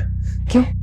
उसकी किस्मत तो तुम ही लिख रहे थे ना, तो मुझसे क्या पूछ रहे हो? किस्मत तो मैं तुम्हारी भी लिखना चाहता। मेरी किस्मत तुम बहुत पहले ही खराब कर चुके हो। तुम ही हो ना पनौती हम दोनों बहनों के बीच में। मेरी जिंदगी तो बर्बाद कर दी और क्या पता रागिनी को भी अपने प्यार के चक्कर में फंसा लिया हो। बकवास बंद करो गीतांजलि। बकवास आदमी तो तुम हो। अगर मेरा बस चलता ना तो तुम्हें मार के लटका देती मैं, समझे तुम?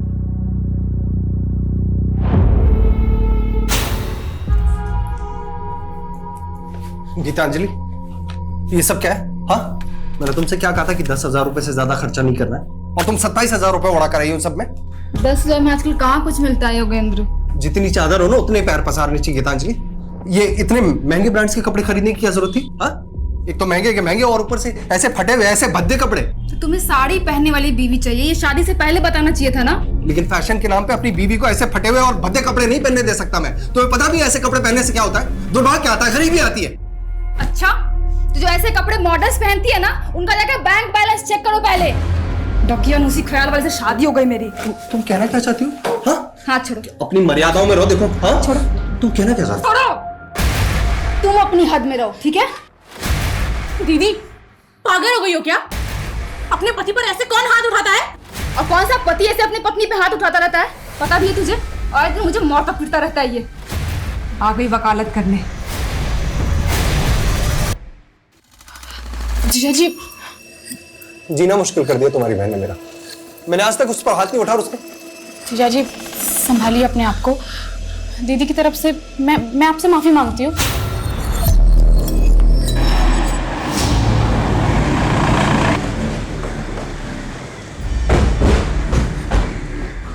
सर, मैं मान ही नहीं सकता कि रागिनी सुसाइड कर सकती है। मैं उसे तब से जानता हूँ जब उसने 3 साल पहले यहाँ ज्वाइन किया था। लोग उसका मजाक भी बनाते तो वो कभी गिव अप नहीं करती थी सर। लोग उसका मजाक बनाते थे? ये अभी की बात नहीं है, वो 3 साल पुरानी बात है सर, जब उसने एज एन इंटर्न ज्वाइन किया था यहाँ पर। Excuse me ma'am, I prepare this report. I prepare नहीं, I have prepared this report होता है। वो पहले विजिता मैम की असिस्टेंट थी, लेकिन रागिनी ने अपनी लगन से ऐसा काम किया 6 महीने पहले ही विजिता मैम क्या हम सबकी बॉस बन गई। कल ही रागिनी का इंक्रीमेंट हुआ था सर। वो बहुत खुश थी। ऐसा हो ही नहीं सकता कि वो सुसाइड कर ले। क्या कोई ऐसा है जो उसकी तरक्की से जलता था? नो आइडिया सर, लेकिन लगता था वो अपनी पर्सनल लाइफ में थोड़ी डिस्टर्ब थी। तुम उसकी पर्सनल लाइफ के बारे में क्या जानती हो? नॉट मच सर, लेकिन इस बारे में आपको अरविंद काफी कुछ बता सकता है। वो मैडम, रागिनी मैडम और अरविंद सर दोनों साथ में एक ही बस में आते थे और एक ही बस में जाते थे। कुछ शाम भी वो दोनों लोग एक ही साथ वापस गए थे। बस कौन सी थी? बस का नंबर बोलिए। मैडम बस का नंबर तो नहीं मालूम, लेकिन बस रोज शाम को 5 बजे ऑफिस के सामने से निकलती थी।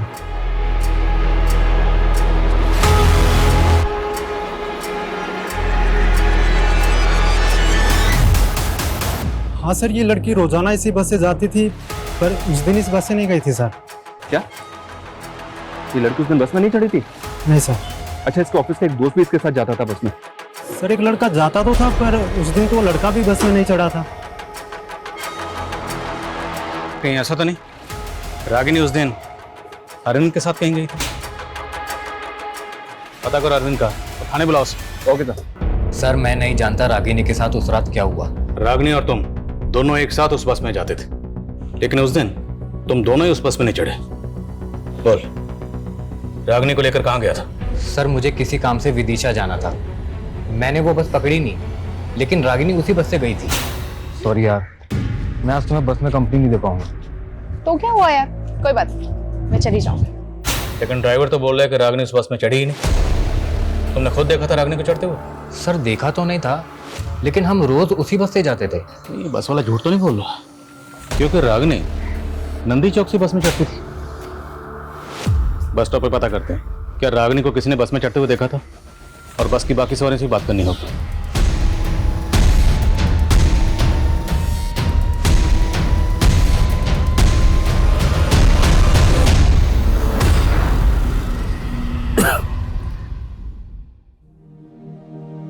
गिन चुन के 4 ही तो लोग हैं हम लोग, और ऊंचा मकान बनाने की क्या जरूरत है? बाबा अब तक हम सर झुका के जीते आए हैं, लेकिन अब जब सर उठाने का मौका मिला है तो तबीयत से उठाएंगे।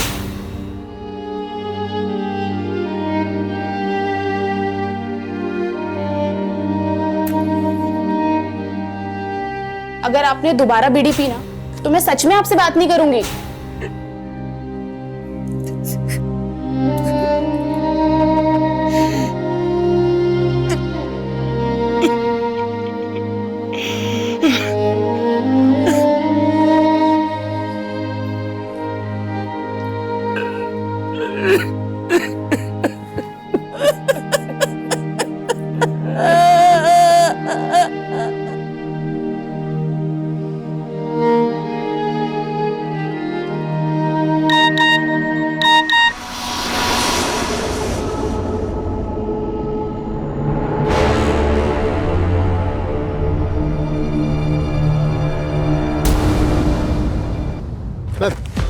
नंदी चौक के बस स्टैंड के पास रिक्शा वाला मुझे मिला। इसने रागिनी को उस शाम को यहाँ पे देखा था, लेकिन इसका कहना है कि उस शाम रागिनी बस से नहीं बल्कि किसी के साथ बाइक से आई थी। क्या देखा था आपने? उस दिन शाम को बाइक से देखा था और एक लड़की के साथ। वो हेलमेट पहना हुआ था। ये लड़का था? ये तो खुद उनके साथ आता था बस से, वो कोई और था। गाड़ी का नंबर? नंबर मुझे नहीं पता, लेकिन लाल कलर का बाइक था। क्या टाइम हो रहा होगा उस वक्त? करीबन 6 या 7 बज रहा था। मैम यहाँ आसपास कोई सीसीटीवी भी नहीं है। अरे कुछ तो होगा, आगे पीछे आसपास कहीं ना कहीं चेक करो। अब आगे एक पेट्रोल पंप है ना जी, वहाँ जाके चेक करो, हो सकता है उनके सीसीटीवी से पता चले कि रागिनी किस बाइक से आई थी।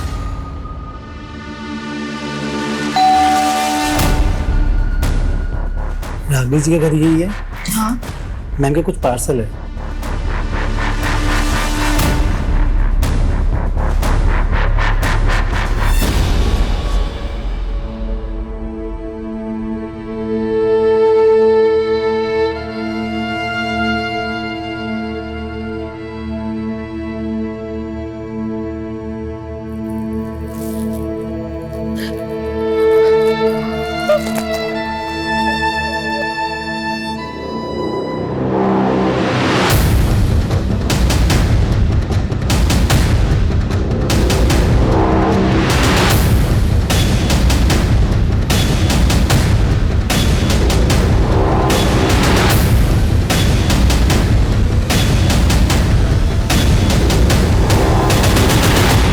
बाइक का तो कुछ पता नहीं चला सर, लेकिन उस शाम को रागिनी नंदी चौक के पेट्रोल पंप के एक सीसीटीवी फुटेज में कैप्चर हुई थी।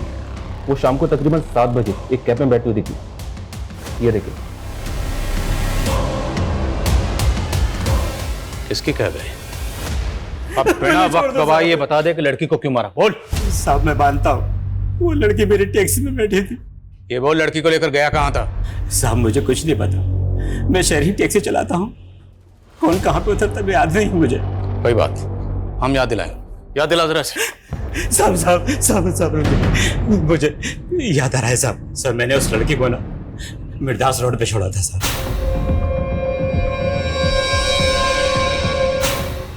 कितने बजे होंगे तब? सर उस वक्त 8 बजे होंगे। उस रात गाड़ी में और कितनी सवारियां थी? सर उस लड़की के अलावा 3 सवारियां और थी। कौन थी वो 3 सवारियां? सर मैं पहचानता नहीं उनको, शहरी टैक्सी चलाता हूँ ना, अलग अलग जगह से चढ़ी थी। वो सवारियां उतरी कहाँ थी ये तो याद होगा? साहब वो पहली सवारी तो कीर्ति नगर उतरी थी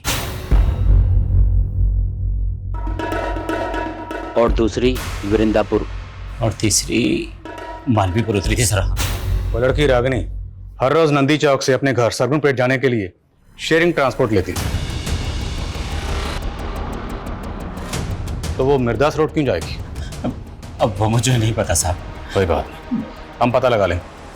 इसकी टैक्सी का फोरेंसिक करवा। सर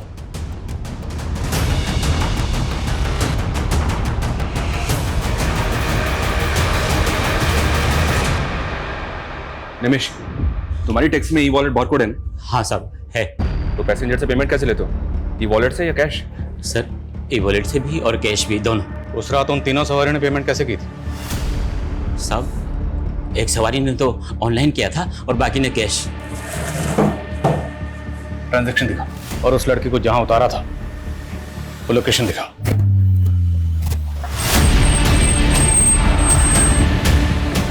चलो उतरो। हाँ साहब यही वो जगह है, यही उतारा था मैंने उस लड़की को।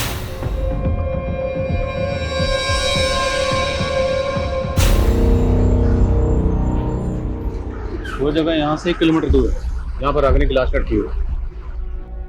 सर यहाँ आसपास कुछ घर दिखाई दे रहे हैं, हो सकता है कि रागिनी या किसी के घर पे आई हो।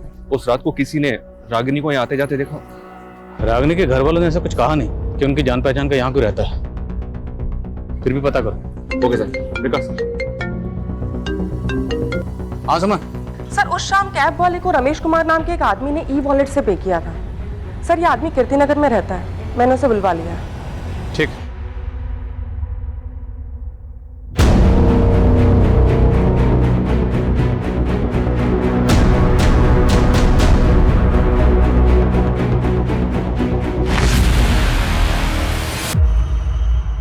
हाँ सर, कल ये कैब में थी, पिछली सीट पे बैठी हुई थी।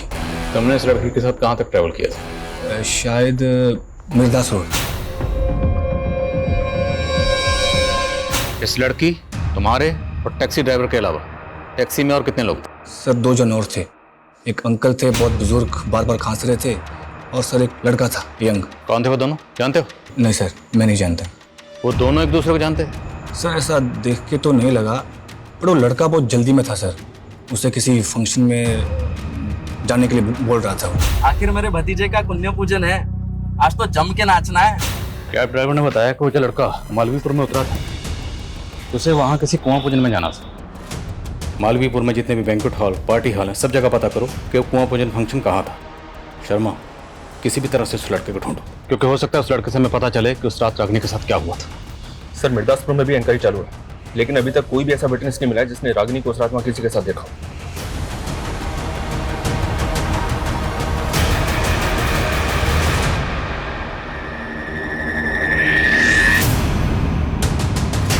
सर रागिनी के घर से फोन था, उसकी फैमिली आपसे मिलना चाहती है। रागिनी ने ऑनलाइन पोर्टल से रस्सी मंगवाई थी जो अब डिलीवर हुई है। जी सर। सर कुछ समझ में नहीं आ रहा है कि उसने ये रस्सी क्यों मंगवाई। सर पिछले 2 महीने में 3 बार वो ये रस्सी ऑर्डर कर चुकी है। तो ये रस्सी जिस अकाउंट से ऑर्डर की गई थी वो गीतांजलि 123। गीतांजलि सर मेरा ही अकाउंट है, हम दोनों एक ही अकाउंट यूज करते थे।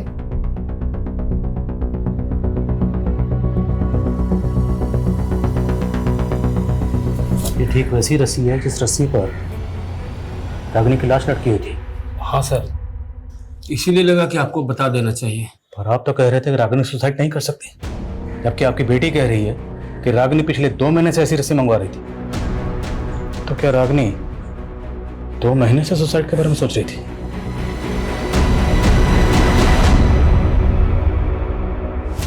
सर अब तो मुझे फैमिली वालों पे ही डाउट हो रहा है। कहीं ऐसा तो नहीं कि उन्हें पता हो रागिनी ने किस वजह से सुसाइड किया है और वो हमें गोल गोल घुमा रहे हैं। अगर घर वाले वाकई कुछ छुपा रहे हैं तो फिर इस केस की कहानी कुछ और है। क्या ऐसा हो सकता है सर कि रागिनी के घर वाले पिछले 2 महीने से रागिनी को मारने की प्लानिंग कर रहे थे? ऑनलाइन रस्सी मंगाना उनकी प्लानिंग का हिस्सा हो? सर रस्सी उसकी बड़ी बहन के अकाउंट से मंगाई गई है। ऐसा हो सकता है कि घर पे उसका मर्डर किया गया और लाश ले जाकर बाहर लटका दी ताकि वो लोग ना फंसे। और सर हमें मर्डर और सुसाइड में उलझा रहे हैं। उस घर का पूरा खर्चा सिर्फ और सिर्फ रागिनी के पैसे से चलता था। अब सवाल ये है कि वो सोने के अंडे देने वाली मुर्गी को क्यों मारेंगे? शायद ऑनर किलिंग वाला एंगल हो सकता है कि रागिनी को कोई ऐसा लड़का पसंद आ गया हो जिसे उसके घर वाले ना पसंद करते। देखो अरविंद रागिनी के काफी क्लोज था और वो ये नहीं मान रहा कि उसका रागिनी के साथ अफेयर भी था। तो क्या ये मुमकिन है कि रागिनी किसी और लड़के को मिलने के लिए मिर्दासपुर गई? लेकिन सर मिर्दासपुर में कुछ नहीं मिल रहा है। रागिनी के सोशल मीडिया अकाउंट्स चेक करो, क्योंकि इस रस्सी ने इस केस को और भी उलझा दिया है। लेकिन रागिनी की मौत का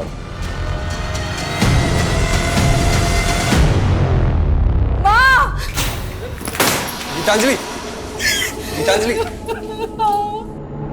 दामाद जी आप दोनों यहाँ मतलब पापा जी को गीतांजलि को शायद कोई गलतफहमी हो गई है। आपसे कुछ मुझे कोई गलतफहमी नहीं हुई है। पापा इसका ना इसके साथ चक्कर चल रहा है। ये क्या बकवास कर रही हो दीदी? हाँ मैंने तुम दोनों की लड़ाई में जीजा जी का साथ दिया इसलिए कुछ भी बोलोगी? तुम ना ज्यादा भोली बनने की कोशिश बिल्कुल भी मत करो मेरे सामने। सुनो सुनो सुनो, अगर तुम मेरे साथ नहीं रहना चाहती ना तो मुझे कोई तकलीफ नहीं है। तुम अपनी बहन को जलील मत करो यार। लेके जाओ अपने साथ। तू अपनी हक बात मत करो दीदी तुम।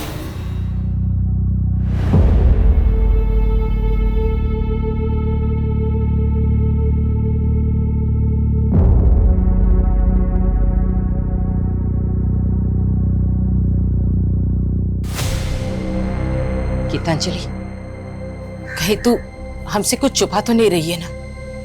रागिनी हमेशा तेरे और दामाद जी के झगड़ों के बीच में पीसती रही, कहीं इस बार भी?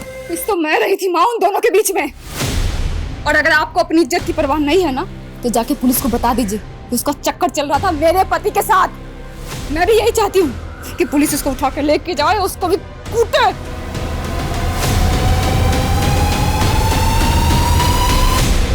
उस रात मालवीपुर के एक पार्टी हॉल में एक बच्चे का कुआं पूजन था और रमेश के मुताबिक जिस बच्चे का कुआं पूजन था वो उसका भतीजा था। हमने इस फंक्शन की गेस्ट लिस्ट निकाली।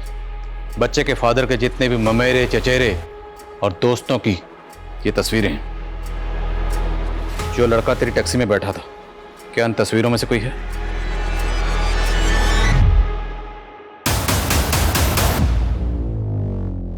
सर वो लड़की मालवीपुर के पहले ही कहीं उतर गई थी। कहाँ उतरी थी? जगह का नाम बोल। शायद मिर्दासपुर सर। इस रात तेरे टैक्सी ड्राइवर और इस लड़की के अलावा टैक्सी में कोई और भी था? सर 2 लोग और थे। कौन थे? जानते हो ना? जी नहीं सर। विनय, रमेश और कैब ड्राइवर निमेश, इन तीनों की स्टेटमेंट सेम है। मैंने चेक भी किया सर, ये तीनों वाकई में एक दूसरे को नहीं जानते। हो सकता है तीनों सच बोल रहे हैं। इन तीनों के अलावा उस रात कैब में एक बंदा और था जो वृंदा पर उतरा था। वो बंदा कौन था? उसका बयान लेना भी जरूरी है। उसका स्केच बनवाओ इन तीनों से। Okay sir. सर उस शाम रागिनी की कलीग दिलीप का नंबर नंदी चौक में एक्टिव था और सर उसके पास बिल्कुल उसी मॉडल की बाइक है जिसके बारे में चाय वाले ने जिक्र किया था। वो मैंने उसको लिफ्ट दी थी सर, लेकिन मैंने उसको नंदी चौक उतार दिया था। वही तो पूछ रहा हूँ, पहले क्यों नहीं बताया? प्लान क्या था? कैसा प्लान सर?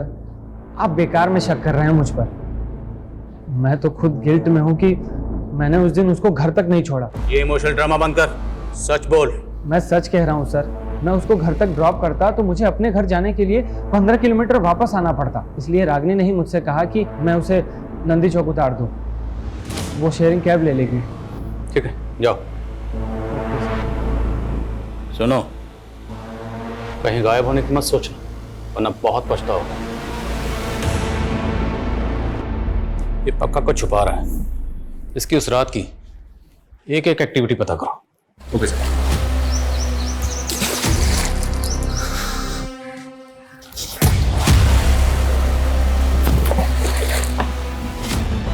सर, रागिनी की डिटेल पोस्टमार्टम रिपोर्ट, उसकी मौत फांसी लगने से ही हुई है और मौत से पहले उसके साथ गैंगरेप भी किया गया। गैंगरेप? तो ये भी तो मुमकिन है कि जिन लोगों ने उसका गैंगरेप किया उन्हीं लोगों ने उसको मारा, रस्सी से बांधा और पेड़ पर लटका दिया। लेकिन वो रेपिस्ट है कहाँ? रेपिस्ट तो रेपिस्ट। हम तो अभी तक ये भी पता नहीं लगा पाए कि रागिनी मिर्दासपुर क्यों गई थी। आसमान सर, वृंदापुर में उस चौथे आदमी का स्केच आइडेंटिफाई हुआ है। मंजुल नाम है सर उसका। लाओ से। हाँ सर, वो लड़की थी उस कैब में और मिर्दासपुर उतरी थी। उस लड़की का गैंगरेप हुआ था और फिर मर्डर। अगर कुछ भी जानते हो तो बता दो। सर, मेरे बच्ची जैसी है वो। मैं खुद हैरान था कि इतनी रात को वो उतरी क्यों।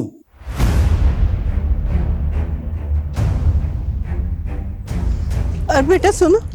हाँ बेटा, इतने दिनों से मैं यहाँ इतनी पुलिस आते हुए देख रही हूँ, बात क्या है? अरे लड़की की आत्महत्या की है ना, उसकी इंक्वायरी चल रही है। पर वो तो 1 किलोमीटर दूर हुई थी, फिर पुलिस यहाँ क्यों पूछ रही है? सर, मैंने रागिनी का सोशल मीडिया अकाउंट चेक किया। सर, गौर करने वाली बात यह है, जिस दिन उसका रेप हुआ है उस दिन उसने इस योगेंद्र नाम के आदमी को बर्थडे विश किया है। कहीं ऐसा तो नहीं कि रागिनी को ये बर्थडे पार्टी अटेंड करनी थी इसलिए वो मिर्दासपुर उतरी? लेकिन सर, ये सरकपुर में रहता है। हो सकता है इसने रागिनी को पिक किया वहां से। सर, हैरानी की बात तो यही है, ये योगेंद्र रागिनी की बड़ी बहन गीतांजलि का हस्बैंड है और गीतांजलि और इसका डिवोर्स होने वाला है। What?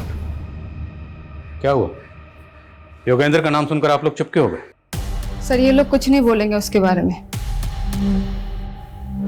मतलब कहना क्या चाहती हैं आप? सर, वो मुझे डिवोर्स देके मेरी बहन रागिनी से शादी करना चाहता था। रागिनी भी उससे शादी करना चाहती थी? सर, रागिनी तो उसके सामने मुझे ही गलत समझती थी, कभी उसकी असली इंटेंशन नहीं समझ पाई। सर, 1 नंबर का वाहियात आदमी है वो। मुझसे पहले उसने एक जानवर से भी शादी की थी सर। जानवर? दिमाग खिसका हुआ है सर उसका। कहता है कि उसकी कुंडली में ना 2-2 शादियों का योग है। पहले उस जानवर से शादी की, फिर मुझसे, और मेरे बाद अब मेरी बहन को फुसला रहा था। सर, मैं कुंडली में विश्वास करता हूँ और सच में सर, मेरी कुंडली में 2 शादियों का योग लिखा हुआ था। तेरा राहु के तो सब बिगाड़ दूंगा, समझा? बोल, किस किस के साथ मिलकर रागिनी का गैंगरेप किया? सर, कैसी बातें कर रहे हैं सर आप? मैं ऐसे चरित्र का आदमी नहीं हूँ सर। और रागिनी तो खुद जानती थी अपनी बहन के बारे में। अब रागिनी तो रही नहीं और तेरी कथा सुनने में हमें कोई दिलचस्पी नहीं है, समझे? टाइम वेस्ट मत कर, बोल। सर, मैं सच कह रहा हूँ सर, मैंने ऐसा कुछ भी नहीं किया सर। और सर, उल्टा मुझे तो ऐसा महसूस होता है कि गीतांजलि ने अपनी छोटी बहन को कत्ल करवा दिया सर। अच्छा, वो अपनी सगी बहन को क्यों मरवाएगी? सर, 15 लाख रुपए मांग रही थी मुझसे एलिमनी के लिए और रागिनी मेरे साथ खड़ी थी। वो अपनी बहन के खिलाफ कोर्ट में गवाही देने वाली थी और सर, मुझे यकीन गीतांजलि ने अपनी बहन को पैसों की वजह से मरवाया।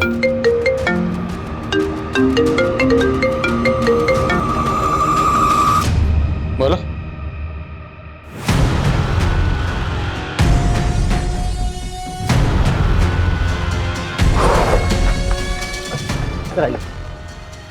सर, ये लीजिए, उस रात के बारे में आपको कुछ बताना चाहती हूँ। अरे साहब, मैं रोज यहाँ इतनी पुलिस आते हुए देखती हूँ, लेकिन मुझसे पूछा ही नहीं किसी ने कि क्या बात है, तो मैं पहले ही बता देती ना। बात यह है कि हम एक लड़की को ढूंढ रहे हैं। ये वो लड़की, क्या आपने? अरे साहब, मैं यहाँ रोज रात को कुत्तों को बिस्किट खिलाने आती हूँ। आपने 15 तारीख को इस लड़की को यहाँ देखा? देखा तो नहीं साहब, पर एक लड़की की चीखों की आवाज सुनी थी, वो उस तरफ से आ रही थी। तो जिधर से आवाजें आ रही थी आपने वहां जाके देखा? ना बाबा ना, वहाँ इतना अंधेरा है, मैं तो डर गई। तो आपने इस लड़की को नहीं देखा? नहीं देखा साहब, खाली आवाज सुनी थी। लेकिन इन्होंने जिस डायरेक्शन से लड़की की चीखने की आवाज सुनी थी, टैक्सी ड्राइवर ने रागिनी को उधर ही उतारा था। सर, ये भी तो हो सकता है कि उसे अकेला देखकर किसी ने किडनैप कर लिया हो, फिर रेप करके मार दिया हो। मुमकिन है। इस एरिया के जितने भी उठाई गिरे शराबी जुआरी सबको लाइन अप करो। Okay sir. हाँ शर्मा। सर, दिलीप उस रात को घर नहीं गया था, बल्कि वो उसी रात को संतूरी लॉज में था। ये लॉज तो क्राइम सीन से महज 3-4 किलोमीटर दूर है। और एक बात सर, दिलीप के साथ रागिनी की बड़ी बहन गीतांजलि भी थी। बुलाओ दोनों को। तुम दोनों 9:30 बजे तक लॉज में थे, तो 10 बजे रागिनी का मर्डर हुआ। क्या प्लानिंग चल रही थी? एक्चुअली सर, हमारा अफेयर चल रहा था, इसलिए हम आपको सच नहीं बता पाए। तू 2 बार पहले भी झूठ बोल चुका, अब अगर झूठ बोला ना तो उल्टा लटकाऊंगा, समझे? बोलो। सर मैं अपनी बहन का मर्डर क्यों करवाऊंगी सर? सिर्फ हम ही नहीं, तेरा पति भी तुझे तेरी बहन का कातिल मानता है। सर झूठ बोल रहा है वो। और सर रागिनी का चक्कर उसके बॉस के साथ भी तो चल रहा था ना, वो भी तो करवा सकता है ना ये। बॉस क्या बकवास कर रहे हो इंस्पेक्टर? हमें तो यही पता चला कि आप इसलिए उसे प्रमोशन पे प्रमोशन दे रहे हो। प्रमोशन पे प्रमोशन मैं उसको इसलिए दे रहा था क्योंकि वो प्रमोशन के काबिल थी। और आपके पास कोई सबूत है मेरे खिलाफ? सर दिलीप ने बताया था। बोलो। सर मुझे तो विजेता ने बताया था। सर मैंने दिलीप से रागिनी और बॉस के बारे में कुछ भी नहीं कहा है। वो पता नहीं फिजूल में मुझे क्यों बदनाम कर रहा है। सर अभी तक हमारे पास इन सस्पेक्ट्स में से किसी के भी खिलाफ कोई स्ट्रॉन्ग प्रूफ नहीं। शर्मा, अभी तो सस्पेक्ट सामने आने शुरू हुए, इन सब की एक एक डिटेल पता करो। हम लोगों से कहीं ना कहीं कोई तो चूक हो रही है।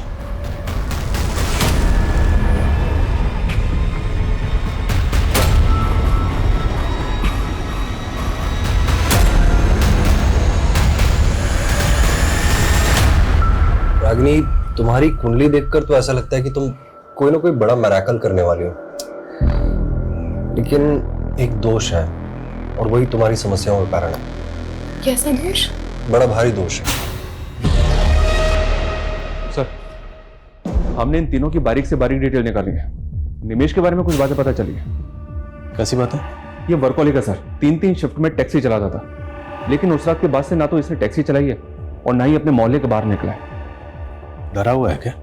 पता नहीं सर। और ये रमेश, ये भी ऑफिस नहीं गया था और ना ही विनय कॉलेज। ये तीनों के तीनों एक ही बयान दे रहे हैं। अब ये सच बोल रहे हैं या झूठ, ये पता लगाने का वक्त आ गया। साहब मैंने कुछ नहीं किया, मेरी तबीयत खराब थी साहब। दिमाग खराब मत कर, तेरी टांगे तोड़ दूंगा, समझे? रमेश, मंजुल और विनय सब बोल चुके हैं, अब तू बोल।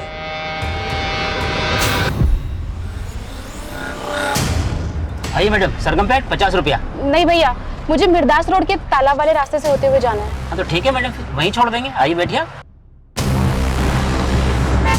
मैंने कुछ नहीं किया साहब।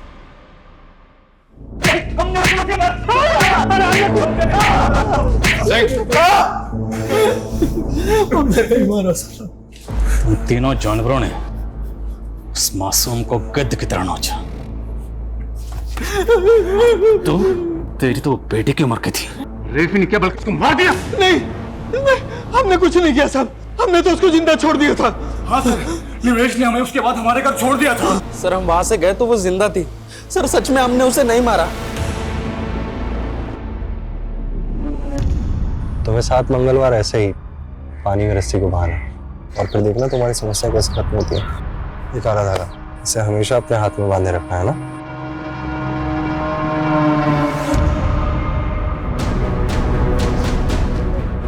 बोल, सबसे आखिर में तूने मंजुल को 11 बजे वृंदापुर छोड़ा था, तो उसके बाद तेरी टैक्सी खाली थी, लेकिन फिर भी तू घर नहीं गया। घर गया सुबह, कहाँ था रात पर? बोल बोल, वरना रेप और मर्डर के चार्जेस लगाऊंगा तुझ पर। नहीं साहब, नहीं साहब, मैंने पहले रेप नहीं किया, पर वो लड़की मेरे दिमाग में बार बार घूम रही थी।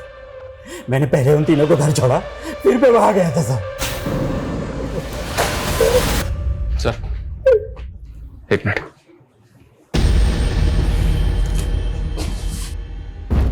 सर इस क्राइम का मोटिव कुछ और ही है। मैं उसे सबक सिखाना चाहता था। मुझे पता था वो रोज इस शेयरिंग टैक्सी से आना जाना करती है, इसीलिए मैंने प्लान बनाया।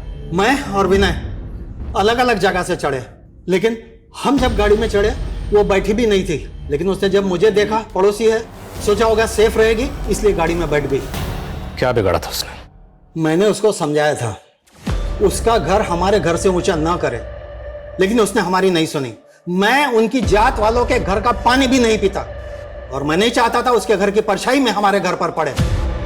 शर्मा,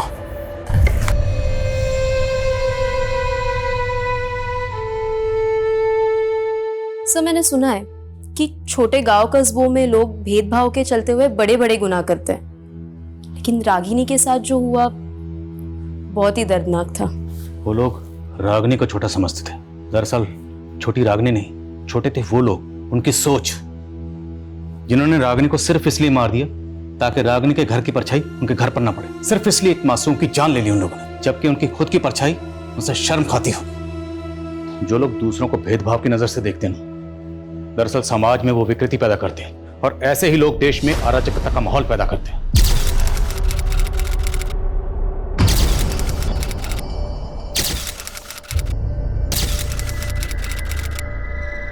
क्राइम पेट्रोल्स के और भी दिलचस्प कहानी देखने के लिए हमारे चैनल को सब्सक्राइब करें और बेल आइकॉन दबाना न भूलें।